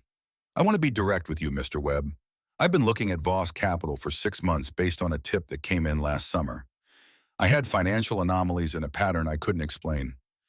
You've just given me the explanation. She looked at the evidentiary package on the table. We're opening a formal investigation. I want Dr. Vale and Dr. Carr available for formal depositions next week. I'm going to want everything that's on those servers. You'll have it, Webb said. One more thing. Reeves had the expression of someone saying something they've already decided on but want to frame correctly. Thomas Wen, is he a target or a witness? He published the paper, he used the framework. Whether he did so knowing the full provenance or under direction from Voss, we'll determine that. I'll bring him in for an interview. Depending on his cooperation, we'll go from there. Reeves stood. Mr. Webb, I've been doing this for 19 years. Financial fraud, IP theft, securities manipulation. I've seen a lot of it. What's unusual about this case is the evidence of a systematic, ongoing campaign against specific individuals. The discrediting of Dr. Vale, the disappearance of Dr. Carr, the destruction of the storage unit. That pattern is not the behavior of someone who made a business decision to steal an algorithm. That's a predator. She looked at him. We will be moving quickly. Webb called Cassidy from the car. The FBI is opening a formal investigation, he said. Reeves is assigning her full financial crimes team. They'll move on Wen first, then Renner, then Voss. The sequence matters. Each one we flip gives us more leverage on the next. Cassidy was quieter for a moment. She was at the kitchen table of the safe house with the summary document open in front of her, and Owen was across from her working through his own version. And outside the windows, the January afternoon was doing the thing that January afternoons sometimes did, offering a window of clean, cold light that made everything look both sharper and more fragile. How long, she asked, before we file? A week, maybe less. The FBI will want to coordinate their criminal referral with our civil filing, so nothing tips Voss before we're ready. A pause. But Cassidy, we're in the building phase now. Everything from here is accumulation. We keep our heads down, we let the process work, and we wait for the right moment. And if Voss moves first, he's been making moves since the night at the restaurant. None of them have worked. The storage unit didn't get the notebooks. Renner's text didn't scare you off. The settlement approach didn't get a response. Webb's voice was steady. Every move he's made has produced evidence of consciousness of guilt. At this point, the more he does, the better off we are. Cassidy ended the call and looked at Owen. He was reading through one of his notebooks with the expression of someone meeting an old friend. The FBI is in, she said. Owen looked up. He nodded once. Then we're past the point where Voss can stop this. Yes. Good. He turned back to the notebook, found his place, kept reading. After a moment, he said without looking up, the mathematics really is beautiful, isn't it? 2 years away from it, and I'd forgotten. He ran a finger along a page of equations. I'd forgotten what it felt like to have found something true. Cassidy looked at the documents in front of her, their work, their evidence, the proof of everything, and felt the thing that she'd started to feel the night she held the sphere, the night she said her own name, not triumph exactly, not yet. Something more like the return of gravity, the reliable weight of being exactly who you are. Yes, she said, it is. Outside the windows, the light held for a while longer before it began to go. The Viridian thread broke open 2 days later. Webb's investigator, Donna Cho, had been running a financial background on every member of Viridian Biosciences' clinical data team, 3 people with administrative access to the Phase 3 trial database, any one of whom could have manipulated the patient selection criteria and adverse event logs. She found the anomaly in the second one. She looked at Dr. Sarah Park, 34, Viridian's Director of Data Integrity.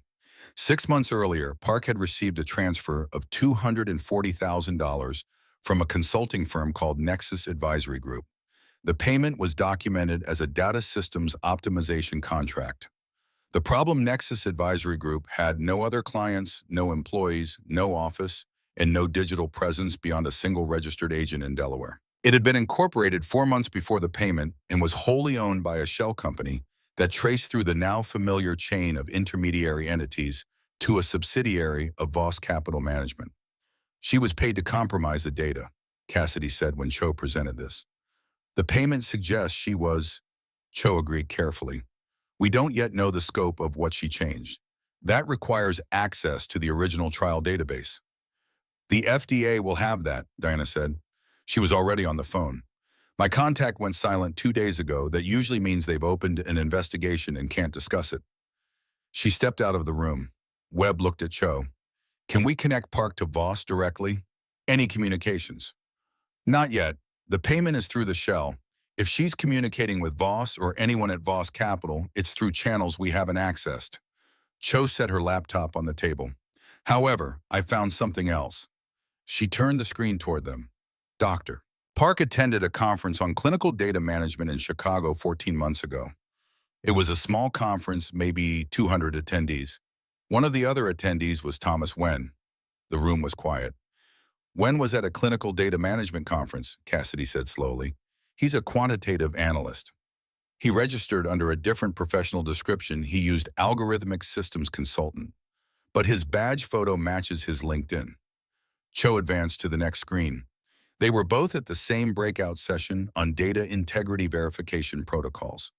The session was attended by 12 people. I have the attendee list. She put it on the screen. 8 of the 12 are in finance or algorithmic trading. That's not a typical clinical data conference demographic. It was a meeting, Owen said quietly. He'd been sitting in the corner listening. Not a conference. A meeting dressed up as a conference. Where people were recruited, Diana said from the doorway. She'd finished her call. The FDA is running an accelerated audit of Viridian's Phase 3 data. Off the record, my contact said they've already found significant irregularities in the patient exclusion criteria, patients who should have been excluded from the primary efficacy analysis based on the protocol's own rules were included, and it dramatically inflates the apparent treatment response rate. She came back to the table. The drug doesn't work as well as the data says it does. How much less well depends on what the clean data shows, but it doesn't meet the bar for approval. The implications of that were not abstract.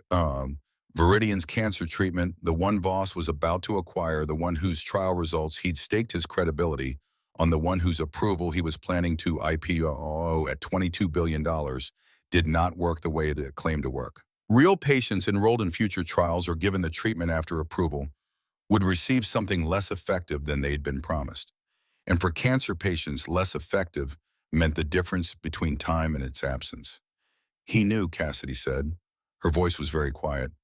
When he said at the restaurant that the efficacy rates were extraordinary, he was describing data he'd paid to have fabricated. He was describing a lie. If he directed Park through Wen, then yes, Webb said. He knew from the beginning.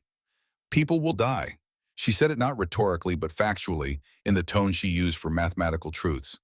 If this gets approved, if he pushes it through, people will choose this treatment over alternatives that actually work. Webb looked at her. That's why the FDA referral is critical. And it's why the criminal case for healthcare fraud is ultimately more serious than the IP theft. He paused. We're past the point of building. We need to move. He called Reeves that afternoon. The conversation was 12 minutes. When Webb came back, his expression had the particular quality of someone who's just been told something that accelerates their timeline significantly. Wen came in for his FBI interview this morning, Webb said. He cooperated, completely. He looked at Diana, then at Cassidy. He gave them everything, the emails, the meeting in Chicago, the payments to Park. He confirmed that he presented Voss with the full framework from Project Meridian, which he'd accessed through the Whitmore patent review in April of 2 years ago, 8 months before the Axiom protocol went live. And he confirmed that Voss explicitly told him that the algorithm's origin was not to be disclosed, and that the academic paper would serve as the public record of development. Owen's jaw had gone rigid. Cassidy put her hand briefly on the table near his. Wen's cooperating because he's scared, she said. He's not admitting guilt. He's trying to position himself as a junior employee acting under direction. Webb agreed, which is factually arguable, and which is exactly why Reeves offered him a deal. His testimony against Voss is worth more than his prosecution. A pause. There's one more thing. Wen confirmed that he was present at the Chicago conference, and he confirmed who recruited Park. He looked at them. It was Renner. The name fell into the room. Carl Renner, who had visited Owen in his Brooklyn apartment and delivered an unmistakable threat. Carl Renner, who had been dispatched after Cassidy the night she walked out of Aurelius. Carl Renner, who had sent a text message reading, "Last warning, stop now," to a woman with nothing to lose. Renner, it turned out, was not merely a fixer in the sense of someone who managed uncomfortable situations. He was the operational layer of a systematic criminal enterprise. The person who made the phone calls, arranged the payments, delivered the threats, and when threats didn't work, arranged the fires. Renner doesn't know about Wen yet, Diana said. No, and that's our window. Webb was already dialing. If Reeves can move on Renner before Voss knows Wen has cooperated. The call went through. Webb spoke for 4 minutes with the crisp efficiency of a man laying out a sequence of events, then listened for 2 minutes, then said, "Tomorrow morning," and hung up. They're picking up Renner tonight, Webb said, and they're going to offer him the same deal they offered Wen cooperation in exchange for reduction. Given that Renner has significantly more criminal exposure than Wen, And given that his options are a federal conspiracy charge or a chance to reduce it, Reeves expects he'll take the deal within 24 hours. And if he does, Owen said, then Voss has no one between himself and the full weight of what he's done. Then Webb said, it's time to file. The civil complaint was finalized on Friday evening and held under embargo until Monday morning, when it would be filed simultaneously with the FBI's criminal referral, the SEC's securities fraud investigation, and the Patent Office petition. Webb had spent the week coordinating with Reeves, the SEC's enforcement division, and the Patent Office's dispute resolution team, an unprecedented multilateral approach that Cassidy had understood in the abstract, but now looking at the coordinated timeline laid out on the whiteboard in the safe house, understood in full. 4 simultaneous actions, Webb said: civil, criminal, regulatory, and patent. Each one reinforces the others. The civil complaint establishes the factual record in the public domain. The FBI criminal investigation signals that the government takes it seriously enough to pursue criminal charges. The SEC's enforcement action freezes Voss's ability to liquidate positions or move assets while the investigation proceeds. And the patent petition creates an immediate public correction of the record. The Axiom Protocol is not Voss's invention. He'll fight all 4, Diana said. He will. And fighting all 4 simultaneously without the ability to liquidate assets, with his primary employees cooperating with federal investigators and with the media running the story, because it will be the story, Webb said with certainty, he said, is a different proposition than fighting one of them with his full resources. Cassidy had been listening to all of this with the particular quality of attention she brought to problems that were almost solved, focused, precise, already looking ahead to the next variable. What do I need to do? You'll be deposed next week by Voss's attorneys. That's unavoidable once we file. They'll try to discredit you. They'll cite the academic investigation. They'll suggest you're motivated by revenge or financial gain. They'll make it uncomfortable. Webb met her eyes. You've been through worse. Much worse. I know. A pause. And Owen will be deposed as well. Given that he fled the jurisdiction and lived under an assumed name for 2 years, they'll try to make that look like evidence of guilt rather than fear. I have the notebook with Renner's threat documented, Owen said. Every word the night it happened. I had a lawyer a friend in Portland read and countersign it. It's witnessed. Webb looked at him. You countersigned a contemporaneous record of a criminal threat in the presence of a lawyer the night it occurred. I told you, I document things. For the first time in several days, Webb smiled, full and genuine, the smile of a man who has just discovered that his case is even stronger than he thought. Dr. Carr, he said, I am very glad you're on this side of the table. The weekend passed in the careful, contained tension of preparation. Cassidy worked on her deposition preparation with Webb's associate, practicing the controlled delivery of technical material to non-technical questioners, learning to resist the instinct to elaborate beyond what was asked, understanding that her most powerful contribution was precision and not passion. Owen worked on his own separately. He'd insisted on it, wanting to ensure their preparations didn't bleed into each other in ways that could be characterized as coordination of testimony. Diana spent the weekend on her phone coordinating what would happen after the filing. She had 3 journalists, investigative reporters at the Wall Street Journal, the Financial Times, and a legal affairs correspondent at the New York Times, to whom she'd been feeding background information for the past 2 weeks, carefully under embargo, so that they would be ready to break the story the moment the filings were public. The filing becomes public record the moment it's stamped, Diana explained to Cassidy on Sunday evening. Within an hour, every financial news outlet in the country will have it. The question is whether the initial framing of the story comes from us, the truth fully documented, or from Voss's communications team, who will move to spin it immediately. She looked at Cassidy. That's why the journalists are ready. Our story gets told first, and it gets told right. On Sunday night, Cassidy sat at the kitchen table alone with the Owens notebooks and her own side by side. She'd been through them all several times now.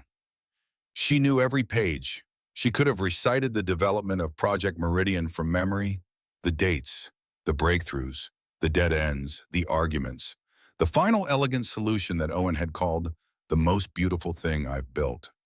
She opened the last page of his final notebook, the last entry before he disappeared. It was dated 2 days before he vanished. She'd known that, had steeled herself for it, but it still hit her in a specific place. The IP situation is precarious, he'd written. I've been trying to establish what Whitmore's client actually accessed and how much of the framework they understand. I'm worried we're already too late. I'm going to try to talk to Cassidy tomorrow. She needs to know what I think is happening. He hadn't talked to her. He'd been visited by Renner that evening instead. Cassidy set the notebook down and looked at the window at her own reflection in the dark glass, the face of a woman who had spent 2 years becoming someone smaller and was done with that. She thought about the 19 seconds in the restaurant. She thought about picking up the phone to call Owen tomorrow. When this was over, the real call, not the functional one. She thought about what it would be like to work again, to build something again, to be again the person she actually was. Her phone buzzed. Webb. Renner took the deal and he said, 3 hours ago, his cooperation agreement is signed. A pause. He's given a full account of every action he took on Voss's instruction. The Chicago meeting, the payments to Park, the threat to Owen, the fire at the storage unit. He confirms he ordered it and identifies the person who said it. And Cassidy Webb paused and she heard something in his voice she hadn't heard before. He confirms that the data falsification at Veridian was ordered directly by Voss, in a recorded phone call which Renner kept. Voss told him to take care of the Park situation and make sure the numbers told the right story. The full weight of it, the cancer patients who would have received ineffective treatment, the billions of dollars predicated on their suffering, the specific cold-bloodedness of a man who would instruct another man to falsify medical data and describe it as making the numbers tell the right story, came down on Cassidy all at once. We file Monday, she said. We file Monday, Webb confirmed, and Sterling Voss's world ends. She sat in the kitchen for a long time after the call, not reading, not working, just letting herself feel the full reality of where they'd arrived. The path had been brutal, 2 years of erasure, a fire threats midnight, drives a stolen sphere 19 seconds in a restaurant that had changed everything. But they were here, the evidence was unassailable, the witnesses were cooperating, the agencies were ready. Monday morning they would file. And the truth patient and persistent and entirely indifferent to how much money stood in its way would finally get its say. She found Owen in the sitting room at 10 that night, awake reading not his notebooks, but a paperback novel he'd apparently kept in his bag. The kind of ordinary domestic detail that reminded her that he'd been a person with ordinary domestic details even in New Mexico, even while she'd been imagining him as an abstraction, as the missing piece of a case, rather than a man who read novels before bed. You should sleep, she said. So should you. He set the book down. Is it done? Monday. Renner cooperated. It's airtight. She sat in the chair across from him. Owen, when this is over, when we're on the other side of it, what are you going to do? He was quiet for a moment, the kind of quiet that contains something being turned over carefully before it's said. Go back to Brooklyn, he said. If they'll have me at the university, I've missed the workshop. He looked at his hands, the careful hands she remembered oil-stained in the old days, paper soft now, from 2 years with no mechanisms to build. I've missed making things. I want to build the real version of that sphere, Cassidy said. The one that should exist, properly attributed, the actual mathematics, not the stolen copy. Owen looked at her. Together. Together. He picked up his novel. She picked up her summary document. They sat in comfortable silence for an hour, the way they'd always worked, in the same space with different materials, pursuing the same truth from different angles. It was the most normal thing she'd felt in 2 years. At 11 o'clock, she went to bed. She set her phone to silent because tomorrow would come whether she watched for it or not, and slept the deep, untroubled sleep of someone who has done everything they can do and knows it and is finally willing to let that be enough. Monday was 12 hours away, and Sterling Voss had no idea what Monday was going to bring. The filings hit at 9:14 on Monday morning when the federal courthouse's electronic filing system stamped the civil complaint with its date and time and made it in that instant permanent public record. Webb had timed it precisely. The SEC's enforcement action was filed at 9:15, the FBI's formal criminal referral at 9:16, and the Patent Office petition at 9:17. 4 actions, 4 agencies, 1 4-minute window. By 9:30, every financial news terminal in the country had the story. Cassidy was at the safe house with Owen and Diana when Webb texted, "Filed, clean, all four confirmed." She showed the text to Owen, who read it twice, nodded once, and poured himself coffee. Diana was already on the phone with the first of her three journalists. Within an hour, the headlines were moving Vale/Care versus Voss Capital Landmark. IP theft suit filed in federal court. FBI opens criminals investigation into Voss Capital Management, and SEC freezes Voss Capital accounts pending securities. Fraud inquiry, patent claim, Voss's Axiom protocol, all allegedly stolen from academic researchers. By 11, the story had migrated from the financial wire services to the general news cycle. By noon, it was the lead item on every major business network. Cassidy watched a financial analyst explain the allegations to a studio anchor who kept saying $1.6 billion when she meant $9 billion, but had the underlying story essentially right. A hedge fund titan had allegedly built his empire on stolen mathematical research, had driven the original inventors out of their careers, and had spent 2 years operating what prosecutors were now calling the largest algorithmic trading fraud in the history of quantitative finance. She watched it with the strange double consciousness of someone observing their own story being told by people who didn't have all of it and having to accept that as sufficient for now. "How are you feeling?" Owen asked. He was sitting beside her, watching the screen with the expression of a man processing something he'd known was coming, but hadn't quite believed would arrive. "Like the ground shifted and I'm still finding my footing." "That's accurate." He turned back to the screen where a legal commentator was explaining that the combination of a civil complaint and federal criminal investigations suggested an unusually strong evidentiary base. "They're going to come at us hard." "I know. Voss's attorneys are excellent. They'll file for dismissal, challenge every piece of evidence, attack our credibility." "Owen," she looked at him. "I know all of this. I was there for the planning." She paused. "Are you trying to prepare me, or are you trying to prepare yourself?" He stopped, looked at the middle distance. "The latter, probably." "We have the mathematics," she said. "We have the notebooks. We have the timestamps. We have Lane and Wennon and Renner all cooperating with federal investigators. We have a recorded phone call of Voss ordering the falsification of cancer trial data." She held his gaze. "There is no version of this where he wins." Owen was quiet for a moment. "I know," he said. "I've just spent 2 years in a version of this where he had already won. It takes time to adjust." She understood that completely. Voss's public response came that afternoon, issued through his communications firm, in a statement that managed to be simultaneously aggressive and defensive in a way that told Webb everything he needed to know about the quality of legal advice Voss was receiving. The statement called the allegations baseless and malicious, described Project Meridian as a preliminary academic exercise with no connection to Voss Capital's proprietary systems, characterized Cassidy as a disgraced academic with documented history of research misconduct, and accused Diana Holt of orchestrating a bad faith attack on a competitor. Webb read it and smiled the way a chess player smiles when an opponent makes the move they'd hoped for. He's attacking the plaintiffs publicly while simultaneously facing federal investigation, Webb said. His attorney should have told him not to say anything, which means either his attorney did say that and Voss overruled him, or Voss is getting advice from someone who doesn't understand the rules. He set the statement down. Either way, every word of this goes into the file. Consciousness of guilt, attempted intimidation of witnesses.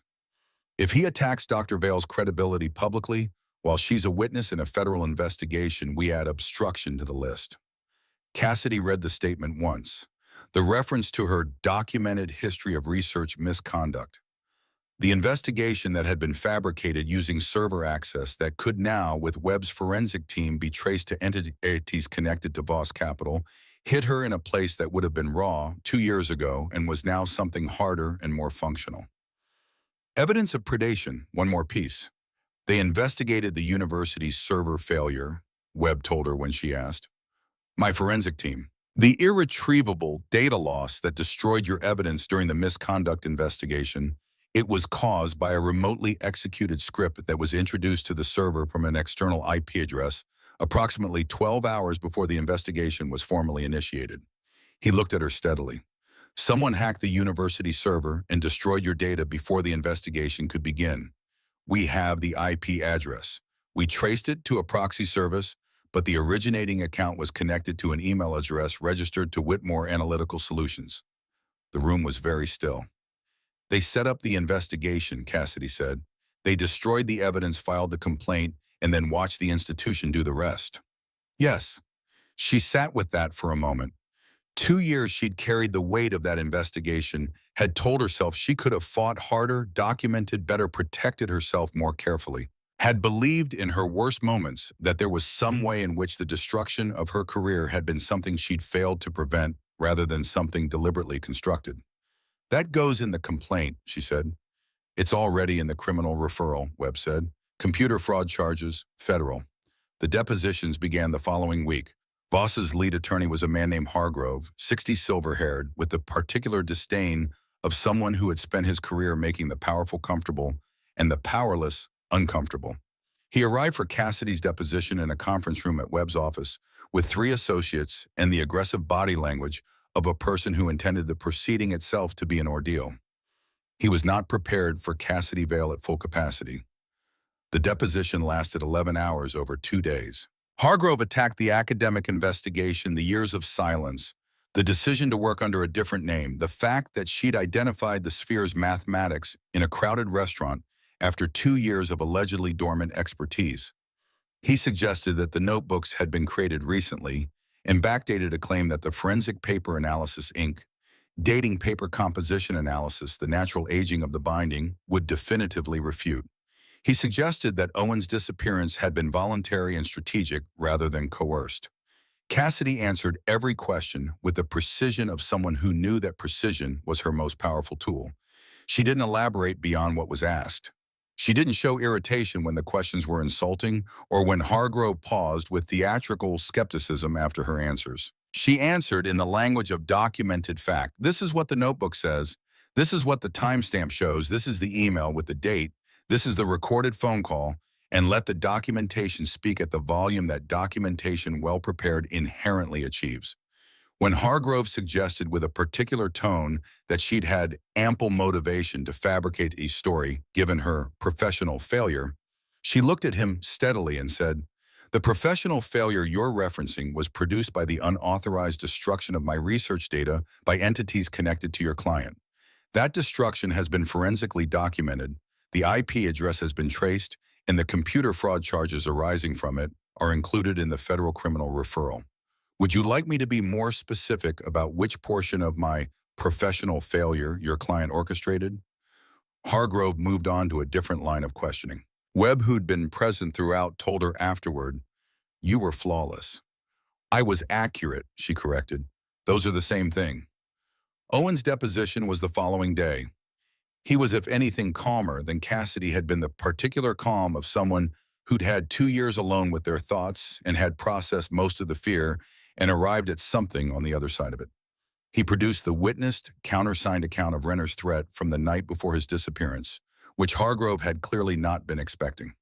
The countersignature of a Portland attorney dated the same night was not a document that could be characterized as a recent fabrication. Hargrove's aggressive momentum faltered. It didn't stop men like Hargrove, didn't stop, but it faltered, and that faltering Cassidy observed from the corner where she was permitted to sit as a party to the case was the beginning of something.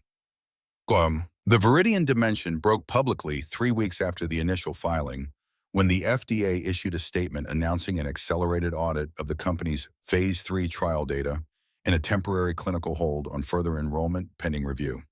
The statement did not name Voss. It did not have to. Viridian's stock fell 47% in one session. The acquisition, which Voss had been pushing aggressively forward, apparently betting that he could complete the deal before the FDA could move, collapsed. Voss Capital's stake in Viridian vaporized with the stock price. The investors who'd been planning to co-invest were quietly withdrawing. Diana, watching the market data from her phone in the back of a car, said, "He's bleeding from every artery." The more significant development came from the FDA audit itself. The agency's investigators reviewing the raw patient-level data against the published trial results confirmed what Cassidy's mathematical intuition had identified at the restaurant The data had been manipulated. 43 patients who met the protocol's exclusion criteria had been included in the primary efficacy analysis. 11 adverse events, including 2 deaths that should have been recorded in the safety database, had been omitted. The treatment's actual response rate computed from the unmanipulated data was significantly below the threshold required for regulatory approval. The drug was not approvable. People who would have received it, trusting the clinical trial data, trusting the approval process, choosing it over alternatives that might have worked, had been protected by what had felt in the restaurant that January night. Like an instinct. Cassidy thought about that differently now. It hadn't been instinct. It had been pattern recognition. The same mathematical gift that had produced Project Meridian had looked at a man making absolute claims about data he should have been uncertain about and identified the improbability at the center of his certainty. She was a mathematician. She'd just been solving a different kind of problem. Dr. Park Viridian's director of data integrity was arrested on a Thursday morning at her apartment in Cambridge. She was charged with healthcare fraud conspiracy and falsification of clinical trial data. Her attorney issued a statement saying she looked forward to demonstrating her innocence. Webb's investigators, reviewing the charging documents, noted that demonstrating innocence in this context would require explaining away $240,000 from a Voss capital shell company and documented access to the trial database at exactly the moments the manipulations had occurred. "She'll flip," Webb said, within a week. He was right. Park's cooperation agreement was signed in 6 days. She provided detailed records of her communications with Wen and through Wen with Voss, a chain of instruction that began with Voss and ended with falsified data documented in emails that Park had kept, because she'd understood from the beginning that she was doing something for which she would one day need to prove she hadn't acted alone.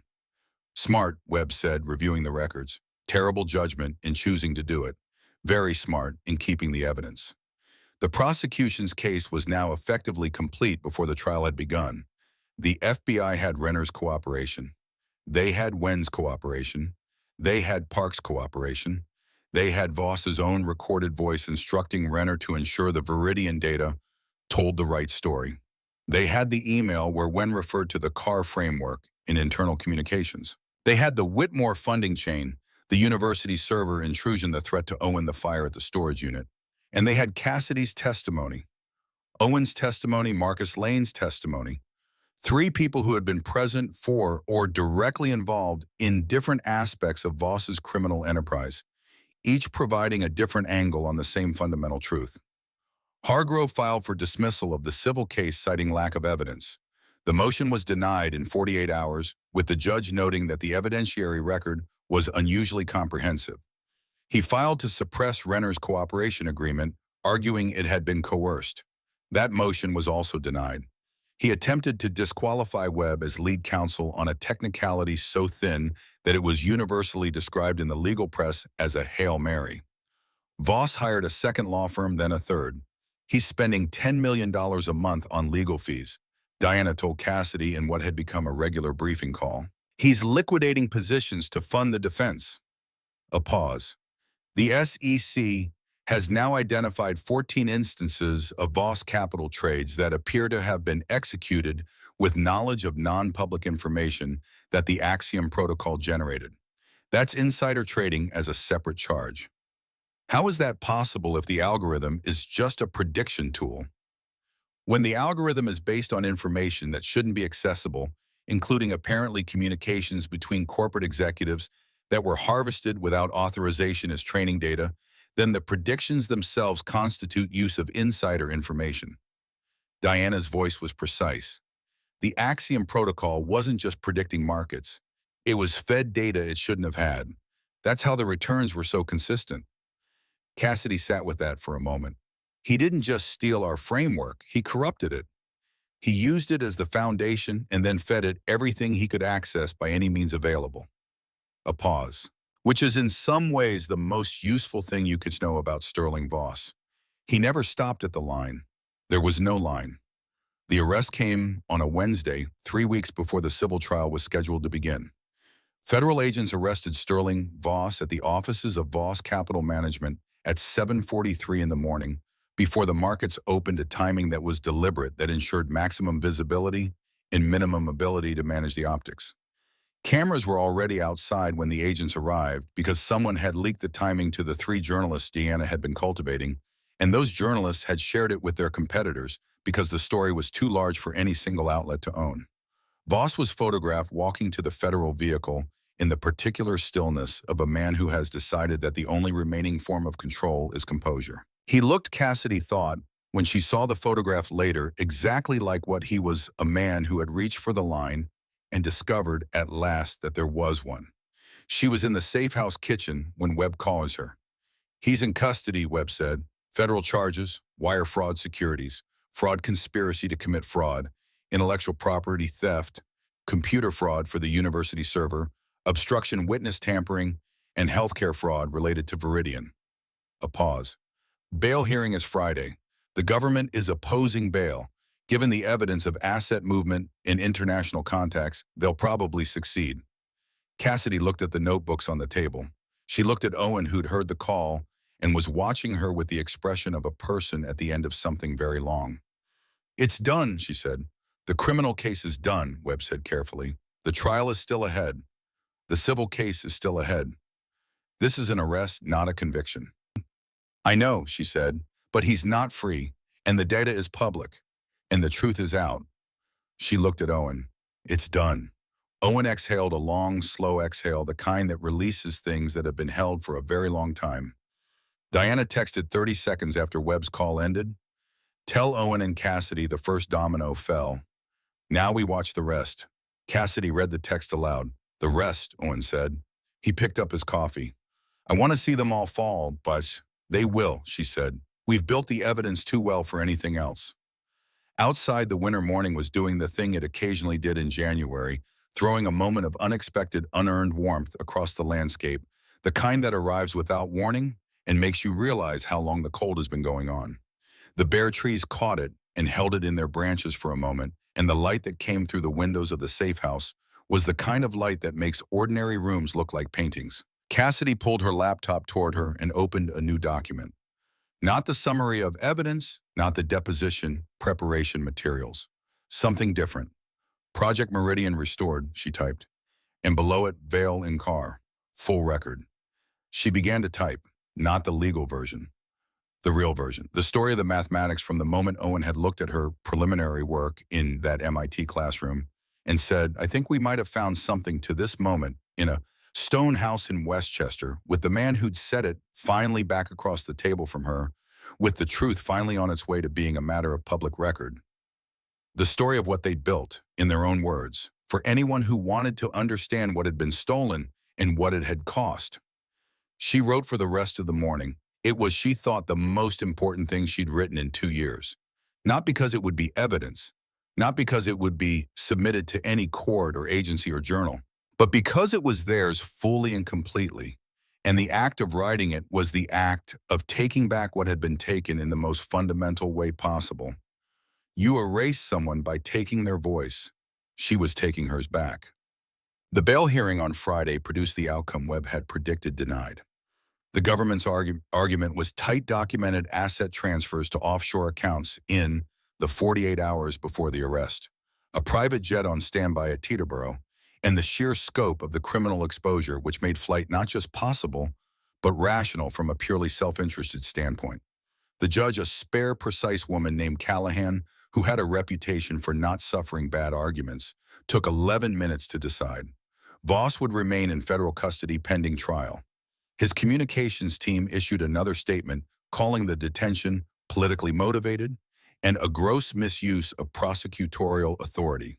This statement, like the first one, was added to the file. Hargrove appeared on a financial news program to assert that his client would be fully vindicated at trial. Webb watched the clip and sent Cassidy a text. "They're out of moves.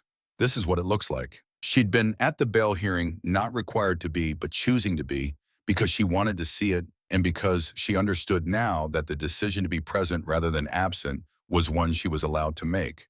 She sat in the gallery and watched Sterling Voss in a suit that was still bespoke, still excellent, still the armor of a man who understood that appearance was a form of power.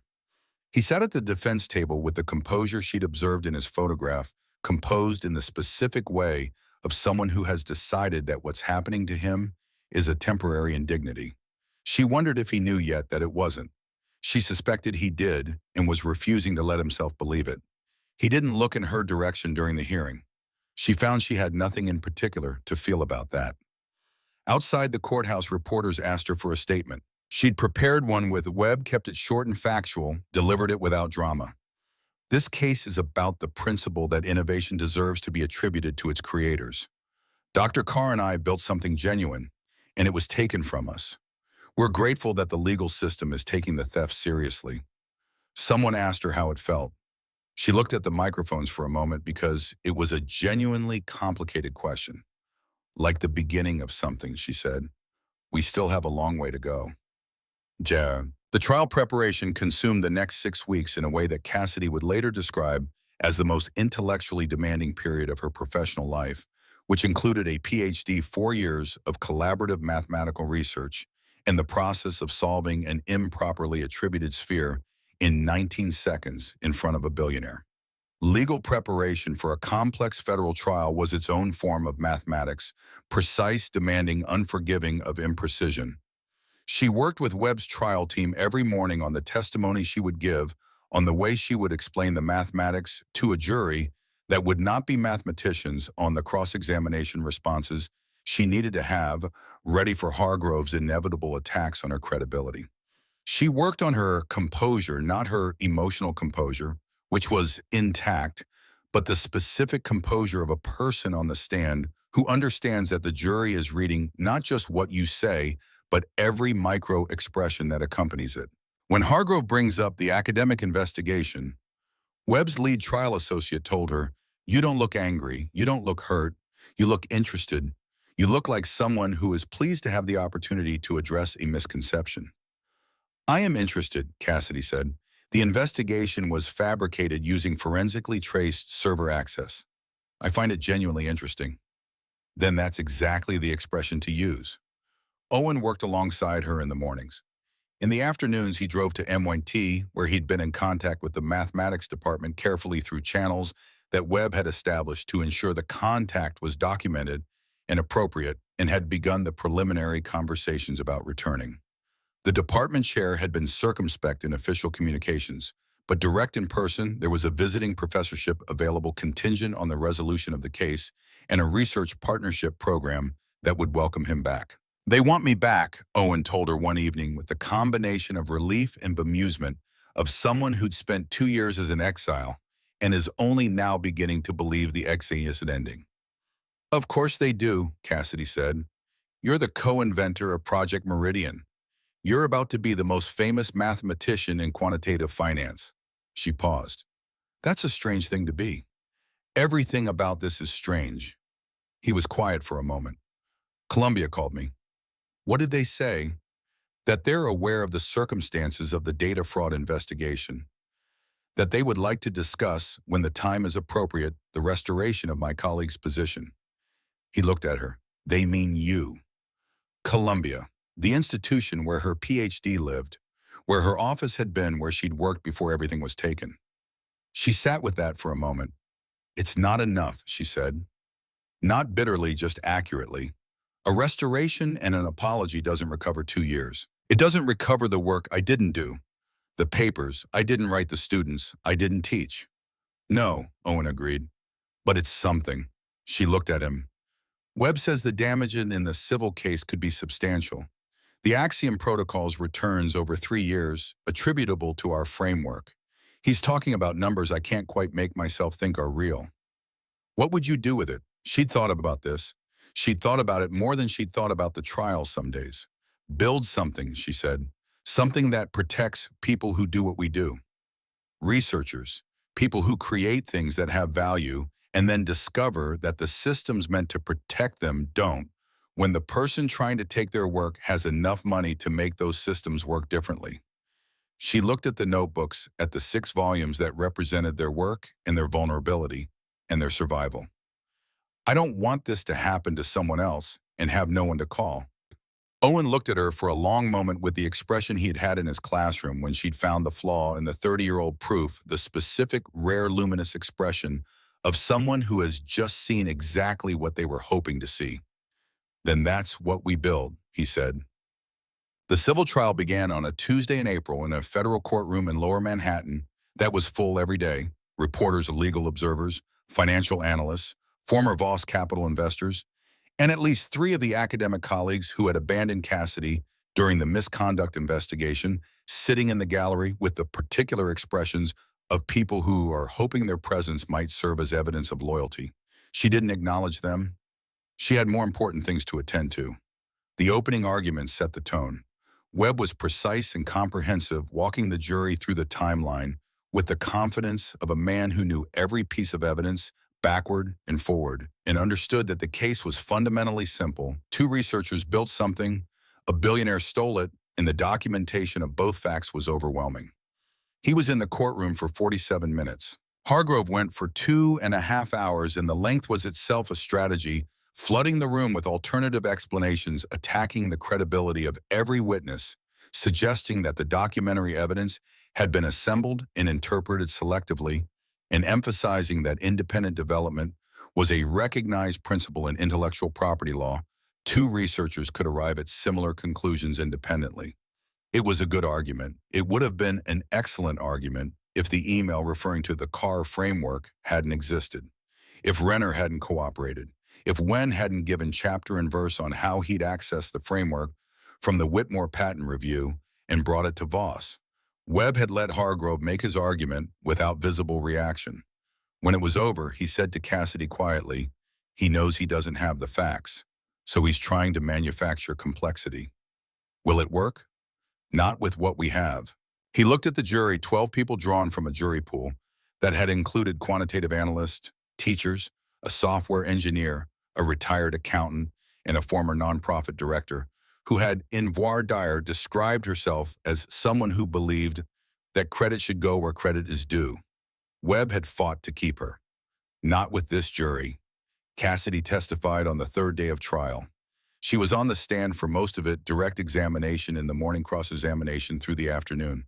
She explained the mathematics in terms that she'd spent 6 weeks calibrating to be accurate without being condescending, precise without being inaccessible. She walked the jury through the notebook pages projected on the courtroom screen. Her handwriting. Owen's handwriting, the dates, the equations, the development of a framework in real time on real paper with real ink. She explained what Project Meridian was and what it could do. She explained why it was valuable, not as an abstraction, but in human terms, the way that understanding the hidden patterns in complex systems could, in legitimate hands, produce better and more accurate information for the people who relied on it. She explained what had been done to her and Owen in the same precise and factual tone, with the same controlled delivery, the patent filing, Owen's disappearance, the server intrusion, the fabricated misconduct complaint, the systematic erasure.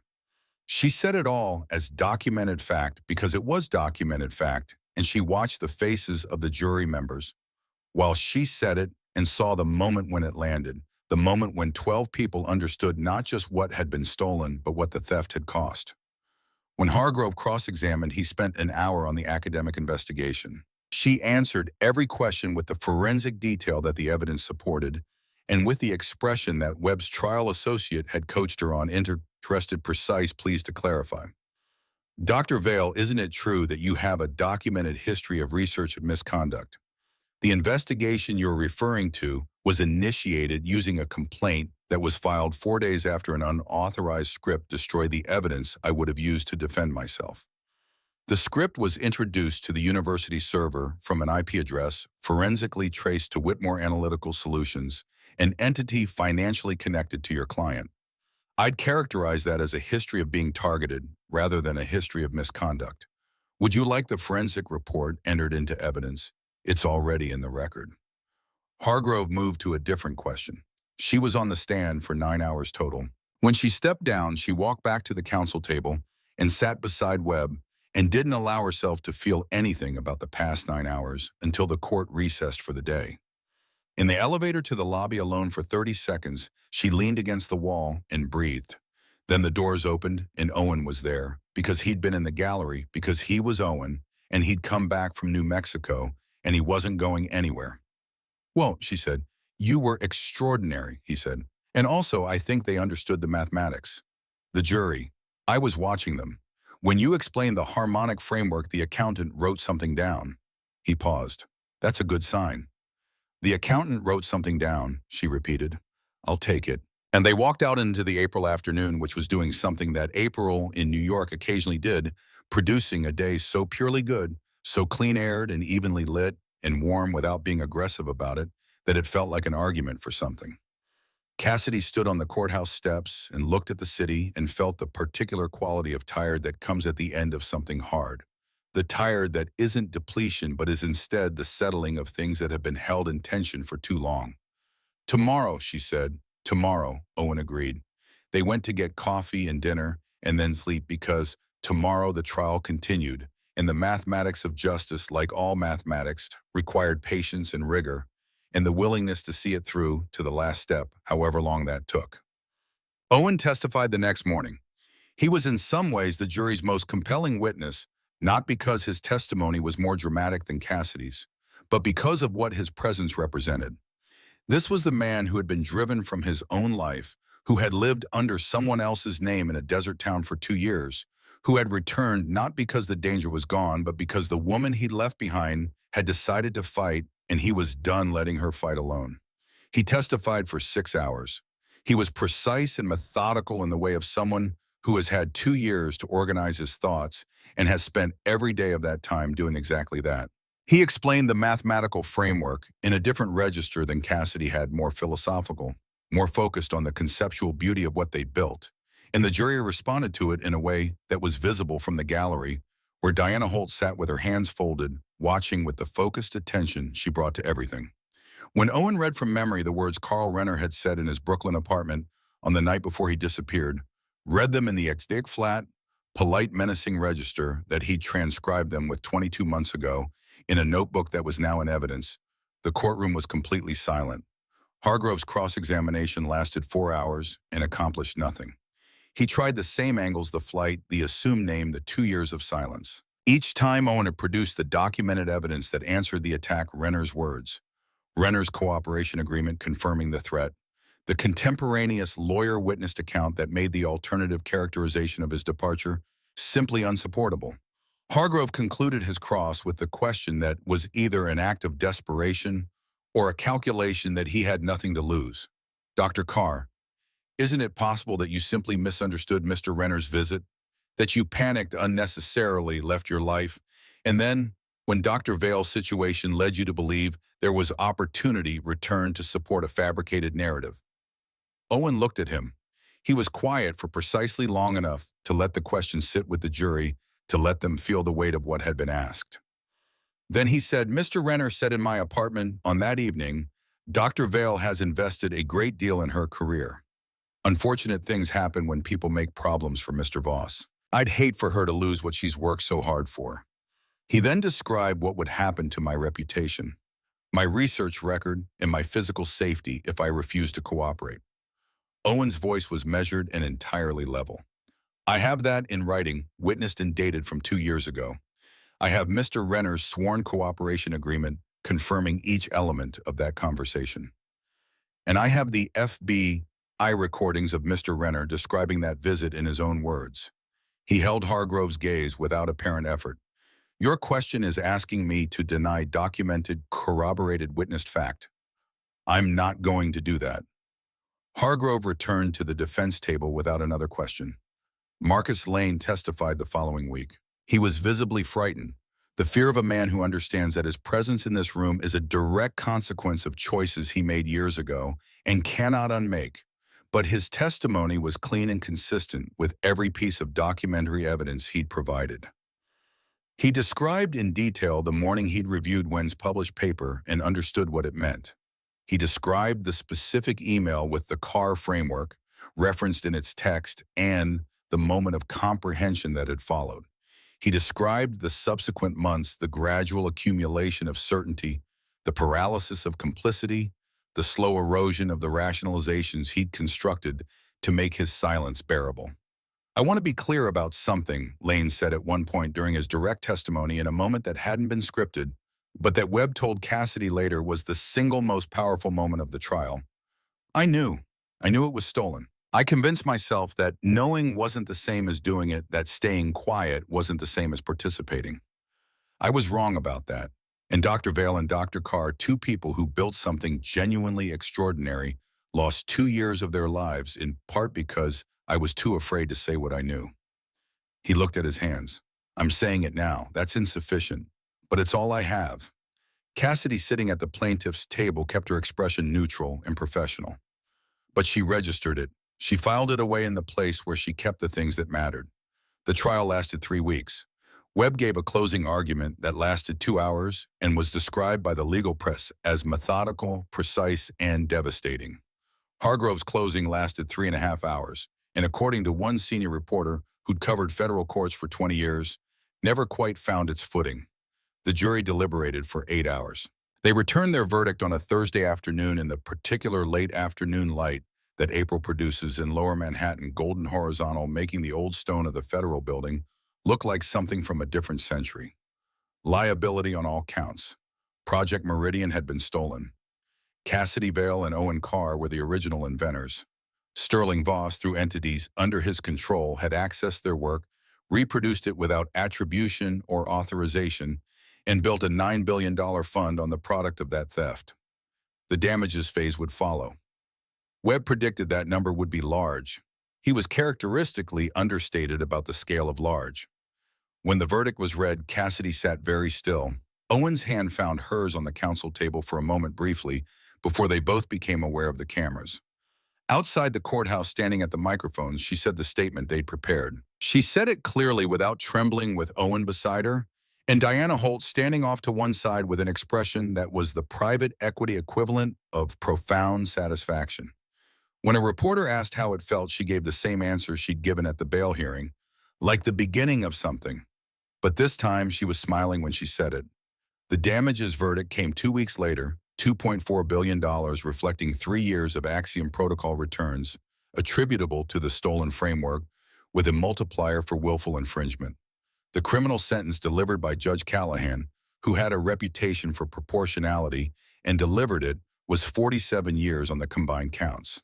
Sterling Voss was 62 years old. He would not be leaving federal custody. The check arrived in a manila envelope hand-delivered by Webb's associate on a Tuesday morning in June, with a covering letter that began, "Pursuant to the damages verdict in Vale and Carr versus Voss Capital Management, et al., and continued for 3 pages of legal language that Cassidy read twice before the number at the end fully registered as a real thing that applied to her life. She set the envelope on the kitchen table of the apartment she'd moved into 2 months earlier. Not the studio on the 4th floor of a walk-up that had housed Cassie the waitress, but a proper apartment in a building she'd chosen for its light and its view of the river, and its sense that living in it was a choice and not a contingency. Owen's workshop was 15 blocks away. Diana Holt's offices were a 10-minute walk. She'd measured these distances consciously, understanding that the geography of her life now had room to be intentional.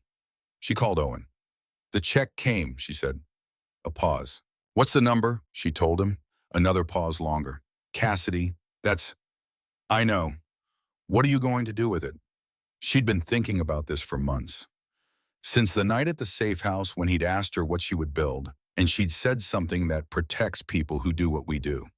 Since the morning after the verdict, when she'd started doing the arithmetic of what the damages could actually fund if deployed with the same care they had applied to building the case. "I want to talk to you and Diana together," she said. "Can you come over this afternoon?" They came at 4. Diana brought her briefcase, which had not, in Cassidy's experience, ever been empty. Owen brought coffee from the place on Lexington that he'd adopted since returning to the city, the one where the owner knew his name and had started having his order ready when he walked in.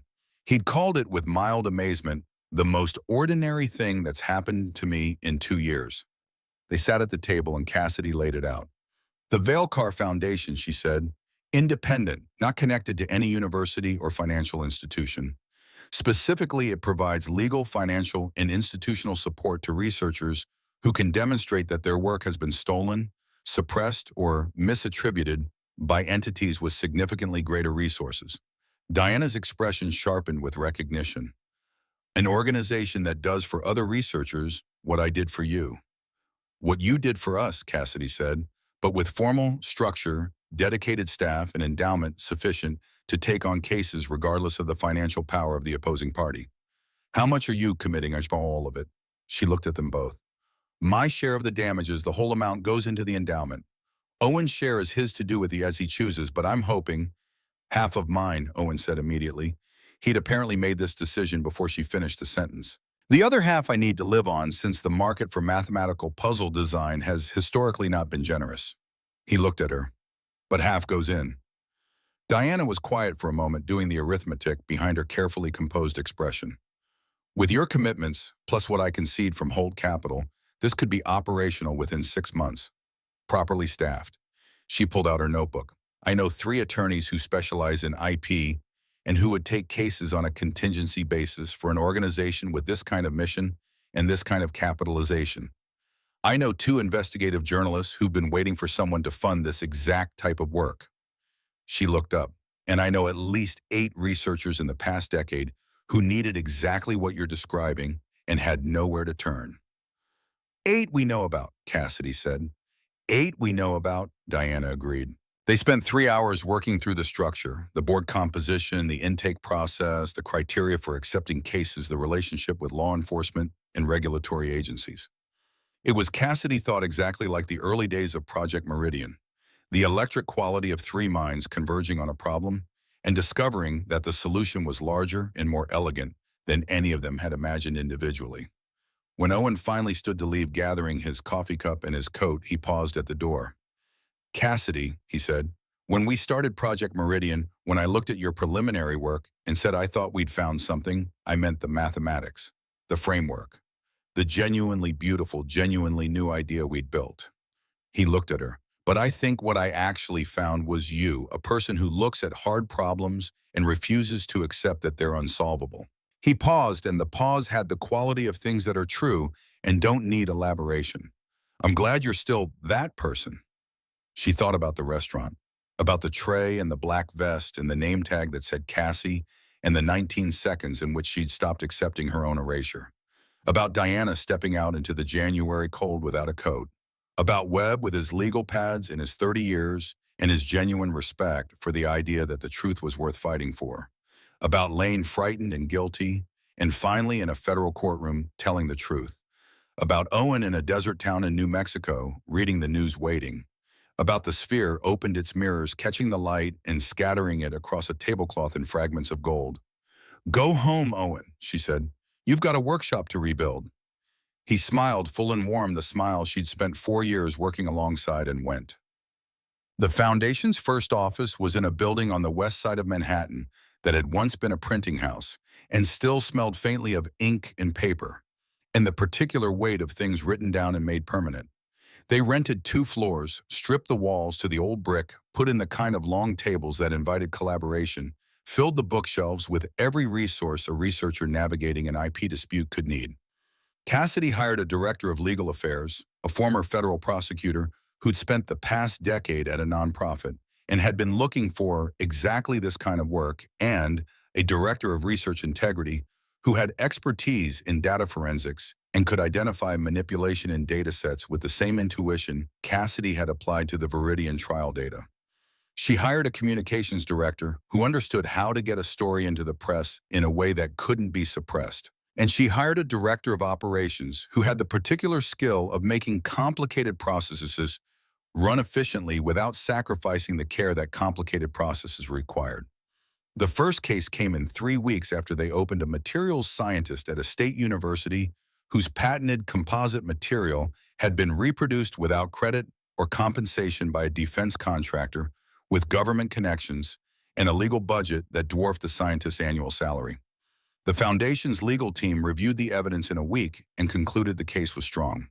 The contractor received a letter from Webb Holloway, and associates copied to the relevant regulatory agencies, informing them that the Foundation would be pursuing the matter in full. The contractors settled within 30 days. The second case was more complex. A climate researcher whose atmospheric modeling work had been incorporated into a commercial forecasting product without attribution, the data trail buried under 3 layers of licensing agreements, written specifically to obscure the origin. The foundation's legal team spent 6 weeks untangling the licensing structure before they found the chain of evidence. When they did, it was unambiguous. That one went to trial. They won. The third case, the one that would define the foundation in the way that cases that define things tend to do, involved 4 graduate students at a major research university whose machine learning methodology had been adapted and patented by a technology company before the students could complete their own filing. The technology company's legal team arrived at the foundation's office within 2 weeks of the initial contact, apparently prepared to offer a settlement that would have been insultingly small.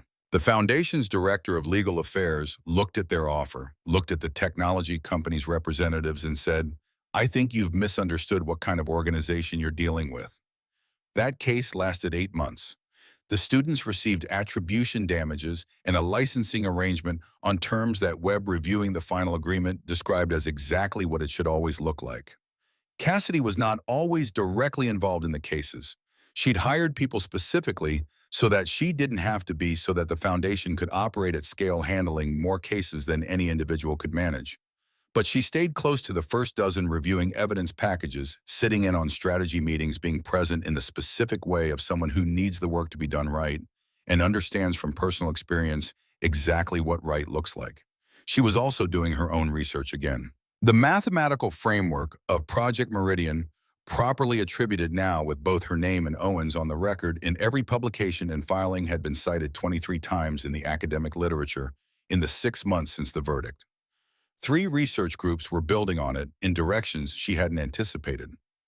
One of them was working on an application to epidemiological modeling that bore no obvious relationship to financial markets, but what she could see when she read the preprint, exactly the kind of unexpected extension that Owen had always believed the framework would eventually generate. She was in correspondence with all 3 groups. She was building something new on top of what they'd reclaimed.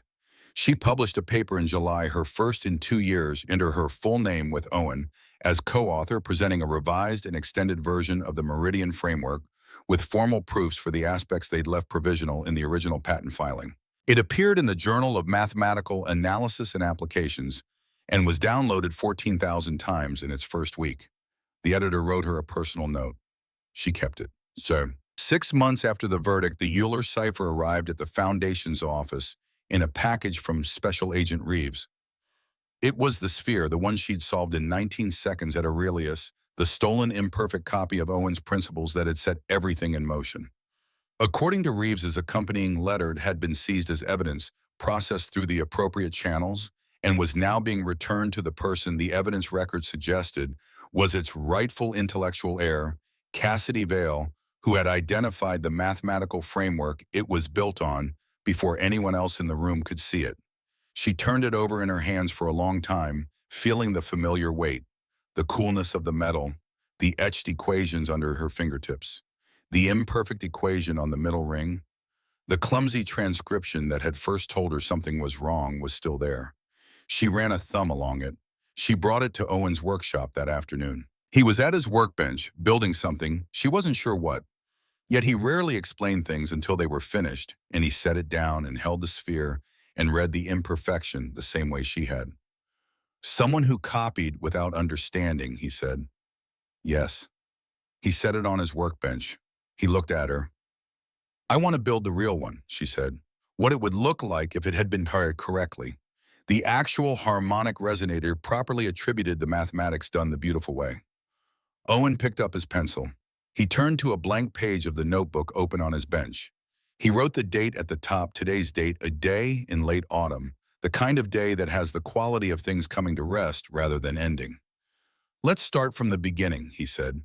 They worked until 7, when the light from the workshop windows went from gold to amber to the particular blue dark of a city evening. Owen made 2 wrong turns that he recognized immediately and corrected without commentary, the way he'd always worked, catching the error before it propagated, respecting the mathematics enough not to leave a clumsy solution when the elegant one was available. Cassidy contributed 3 notations and 1 insight that made Owen stop and read what she'd written twice before nodding in the way he nodded at things that were genuinely right. By 7, they had the first ring's design complete. It was, they both understood, extraordinary work. "How long will the full thing take?" Cassidy asked. Owen considered. A few months. If we don't rush, we don't rush. She looked at the design on his bench. She looked at the sphere, the imperfect one sitting off to the side, soon to be superseded. She thought about the night at the restaurant, about the moment her fingers had found the first contact point in the dark, about the 19 seconds that had contained 2 years' worth of consequences. She thought about what it meant to be found, not in the abstract, concretely, by the right people in the right moment with the truth on your side. Owen, she said, when we finish it, the real one, what should we do with it? He was quiet for a moment. Auction it, he said. A proper auction, properly attributed. Every dollar goes to the foundation. And we make sure everyone knows what it actually is, where it came from, what it took to build it. Yes, he looked at the design. We make it completely clear that this is what attributed work looks like. This is what happens when the people who create things are allowed to keep them. Cassidy thought about that. She thought about the foundation and the material scientist and the graduate students and the climate researcher and the 8 cases they'd known about and the dozens more they'd found when they'd looked. She thought about the answer to a question she'd been asked twice now. How does it feel? And the answer she'd given, which had been true both times and was still true, like the beginning of something. Let's finish it first, she said, and then we see what it becomes. Owen picked up his pencil and returned to work. She stood at his bench for a while, watching his hands move with the careful, precise affection they brought to every mechanism, not the urgency of someone racing the clock, but the patience of someone who trusts the mathematics to arrive inevitably at what it's always been heading toward. She watched the design take shape in his handwriting, line by line, beautiful from the first mark on the page. Then she picked up a pencil of her own, pulled a stool to the bench, and joined him. They worked in the particular silence of 2 people who don't need to explain themselves to each other, whose shared language makes words redundant, who have been through enough together that sitting side by side at a workbench in a warm room on a November evening feels not like an ordinary thing, but like the specific, irreplaceable thing that it is. Outside the workshop windows, the city produced its unceasing ambient roar traffic and voices and the distant sound of something being built, always in New York somewhere, and always under construction, always in the process of becoming the next version of itself. Cassidy had spent 2 years in that city as someone with no name and no future and no voice. She was done with that version of the city and of herself. The harmonic resonator took shape on the bench in front of them, equation by equation, ring by ring, in the careful and patient and unhurried way of things built to last. The mathematics was beautiful. It had always been beautiful. The theft and the erasure and the 2 years of invisibility hadn't changed, that couldn't change that truth. Didn't care whether the people who knew it were allowed to say so. Eventually they would say so in metal and mechanism and form in an object anyone could hold. Eventually everything that had been taken would be returned and more besides. And Dr. Cassidy Vale, who had once held a stolen sphere in her hands and understood it in 19 seconds, because understanding was simply what she did, who had stood in a Manhattan restaurant and said her own name when the world was asking her to be silent, picked up her pencil and kept building. Because that's what you did when you were a person who refused to stop. You started over and then you built something real, and you made sure the next person who needed it knew where to find it. That's what Dr. Vale did in a workshop on the west side of Manhattan on a November evening with the person who had once said, "I think we might have found something," and had been right. She built something, she kept building, and the mathematics was beautiful. The Foundation's first full year ended with 11 completed cases, a legal team of 7 attorneys, a research integrity staff of 4, and a communications function that had learned how to get a story into the press in a way that powerful people could not suppress. Diana Holt sat on the board and chaired the fundraising committee, which was by December unnecessary. The foundation had received enough unsolicited donations from researchers, academics, and individual donors who had followed the Voss case to fund operations for the next 3 years. There was also a contribution from an unexpected source, Marcus Lane. He'd left Voss Capital immediately after the verdict, had in fact submitted his resignation on the day the FBI raided the offices before the arrest in what Cassidy came to regard as a piece of evidence that whatever complicity he'd been guilty of had been steadily costing him for years. He'd spent the months following the trial building a different kind of career, compliance consulting, specifically advising financial firms on how to structure their IP acquisition processes in ways that were legal, transparent, and attributable. He described it in the handwritten note that accompanied his contribution as trying to build the thing that should have existed when it would have made a difference, Cassidy wrote back. It was a short note, but it was warm because she understood the specific weight of trying to do right by something after the window for doing right had passed, and the only available option was whatever came next. She understood it because she'd spent 2 years in that condition herself. Owen's return to MIT was formalized in September, a joint appointment, teaching and research with no time limit, in a lab that the department chair described as embarrassingly well-equipped, in a tone that made clear he wasn't embarrassed at all. He taught his first seminar of the new appointment in October, a graduate seminar on the philosophy of mathematics and mechanical systems, and sent Cassidy a text message the morning of the first class 12 students registered. Last time I taught this, 12 showed up. I'm beginning to think 12 is the right number. She sent back, what happened to the 13 who didn't show? His response arrived in under a minute. They're in finance now. She laughed, actually laughed, the specific unguarded kind that happens when something is genuinely funny and you're genuinely relaxed enough to let it land, and then went back to the foundation case she was reviewing, which involved a biomedical engineer whose neural interface patent had been reproduced by a major device manufacturer, and which was, she could already tell, going to be a good case. The completed harmonic resonator took 4 months. Owen built it with the methodical patience of a man who was no longer running from anything and could afford for the first time in 2 years to do his best work at his best pace. Cassidy contributed the mathematical design for the third ring, which was the most complex, and which Owen said when she brought him, the specification was the most elegant thing I've seen on paper since the original Meridian framework. That's a high bar, she said. You've always cleared it, he said. It was a sphere approximately the same size as the stolen version, but where the stolen sphere had been made of titanium and brass, theirs was made of titanium and rose gold. Owen had chosen the materials deliberately, wanting something that looked different, that declared its distinctiveness from the original simply through its appearance. The equations etched on its rings were the complete, correct, elegant mathematics, no imperfect third sequence, no clumsy approximation. Every formula was, in Owen's word, how it should always have been. Inside the hollow center, instead of a crystal prism, there was a small disc of polished titanium etched with 2 names: Dr. Cassidy Vale, Dr. Owen Carr, Project Meridian 2022. The auction was held at a gallery in Chelsea that specialized in art at the intersection of science and craft. Diana handled the organizational details with her customary precision. Webb attended to the legal aspects of the sale documentation, which included a certificate of authenticity that specified in formal legal language that this object was the original work of Vale and Carr, built on principles they had developed together, and that its intellectual provenance had been established in federal court. The bidding started at $200,000.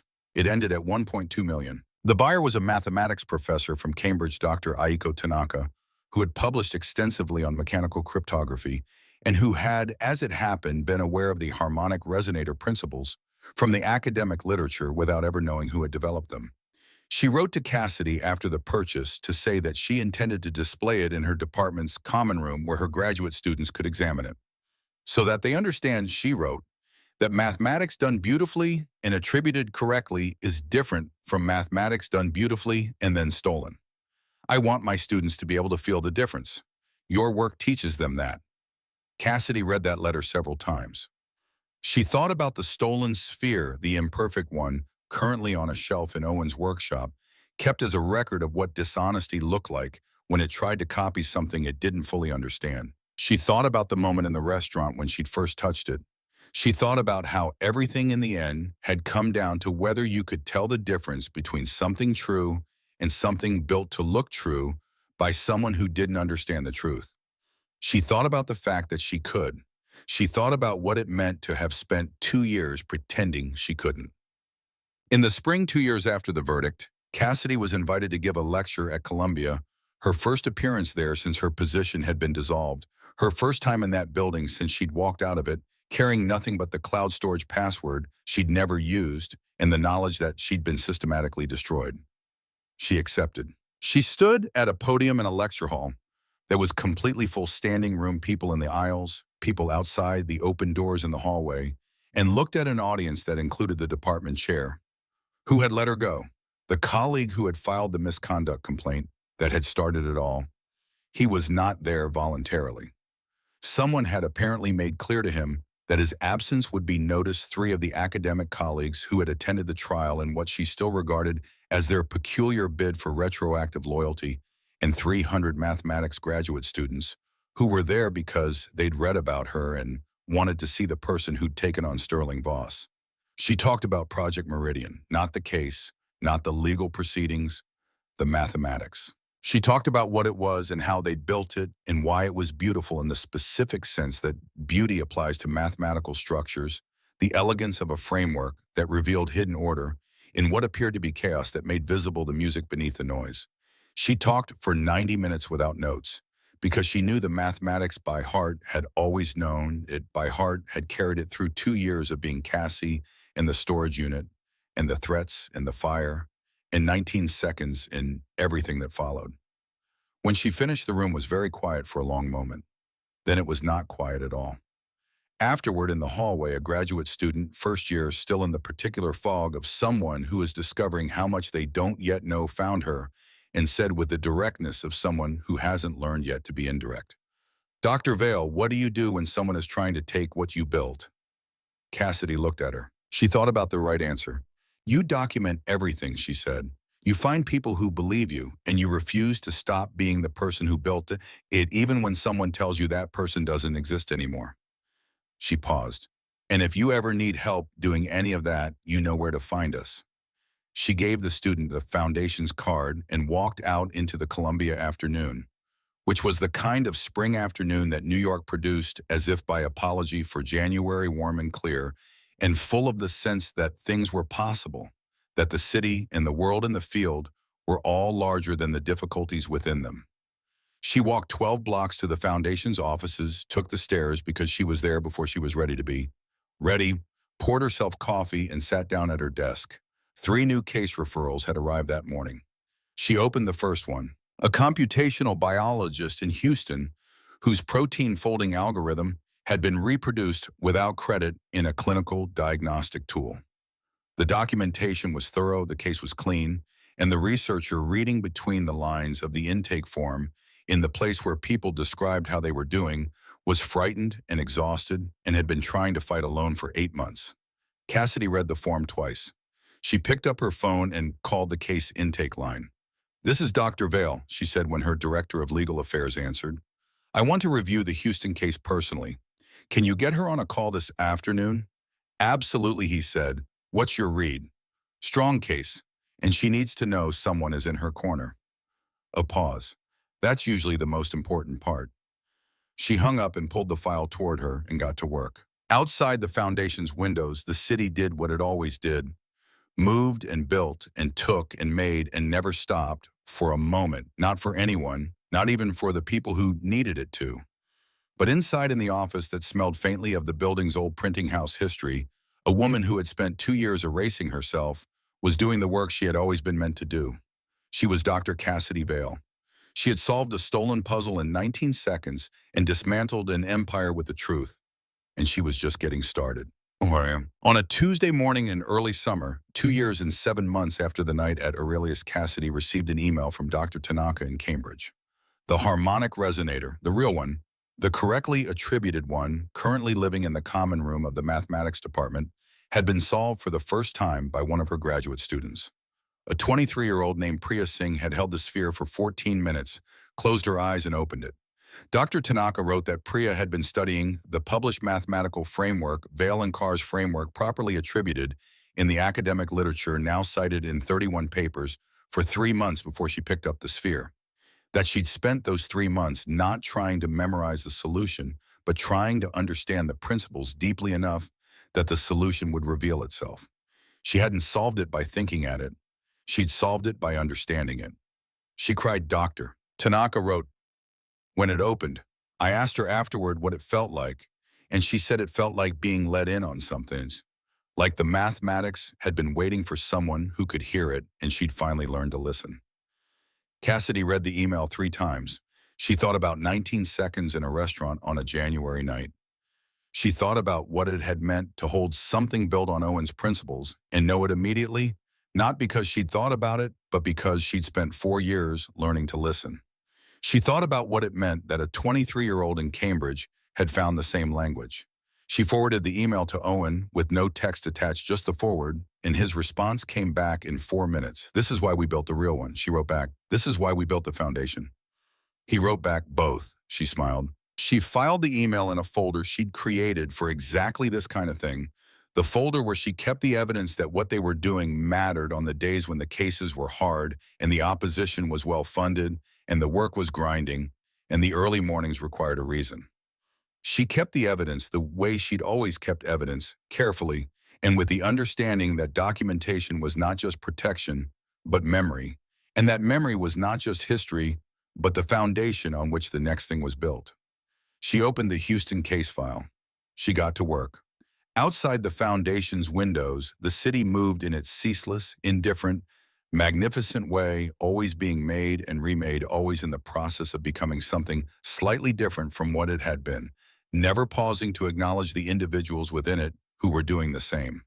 Cassidy had spent 2 years feeling crushed by that indifference. She understood now that it was not indifference but simply scale. The city did not know about her, but she knew about the city, and the city was full of people who had built things and had them taken and needed someone who understood what that meant and knew what to do about it. She was that person. She had always been that person. The work continued. In a workshop 15 blocks away, Owen Carr was building something new. What it was he hadn't yet said, only that it was related to the Meridian framework, and that when it was finished, she would understand why it mattered. She would wait. She was in her own way also building something new, something that didn't have a name yet, because it was still in the stage that Owen called the period before it knows what it wants to be. She was building it on the same principles they'd always built, on precision, patience, the conviction that elegance was not decoration, but evidence. Evidence that you'd found the true form of a thing, the way it actually was, beneath the noise. She had found the true form of her own life. It looked like this: a desk with a good lamp, a window with a view of the city, a phone that rang with people who needed help, and the knowledge that what she'd spent her career doing, finding patterns, solving problems, refusing to believe that hard meant impossible, was exactly the right skill for exactly this work. The sphere on Owen's workshop shelf, the notebooks on her office shelf, all 6 volumes alongside the cloud drive that had saved everything when the storage unit burned. The foundation that would outlast them, that was already becoming something they hadn't fully anticipated, that was in the way of things built on solid mathematics, both exactly what they'd intended and more than they'd planned. The foundation, the real harmonic resonator in Cambridge, in the hands of students who were learning to listen. The case files, the wins, the researchers who had somewhere to turn. The truth which had survived everything that Sterling Voss had thrown at it, because the truth did not have assets to freeze or witnesses to intimidate or data to falsify. The truth simply continued to be true, regardless of how much money and power and deliberate systematic malice was applied to the problem of making it false. She had been right about that. She had always been right about that. The case from Houston, the computational biologist with the protein folding algorithm, the clean documentation. The 8 months of fighting alone required a letter from Webb's team and 3 phone calls over the course of the afternoon. By 6 o'clock, the device manufacturer's legal representatives had agreed to a mediation process, which Webb told Cassidy was the equivalent of signaling that they didn't want to go to court. "Because they know they'd lose," Cassidy said. "Because they know they'd lose," Webb confirmed. She closed the case file. She set it in the completed first step stack. She stood and stretched and looked out the window at the city going golden in the summer evening. She thought about Cassie, the waitress with the name tag, and the broken orthotics who had carried a tray across a polished floor, and understood in the mathematics etched on a stolen sphere that she had not stopped existing simply because she'd stopped being allowed to say so. She thought about the 19 seconds. She thought about what you found on the other side of 2 years, and a fire and a threat and a verdict, and everything that followed when you refused to let yourself be erased. You found yourself exactly where you'd always been. Dr. Cassidy Vale picked up her coat, turned off the light in her office, and walked out into the evening. The city was there as always. She walked home through it.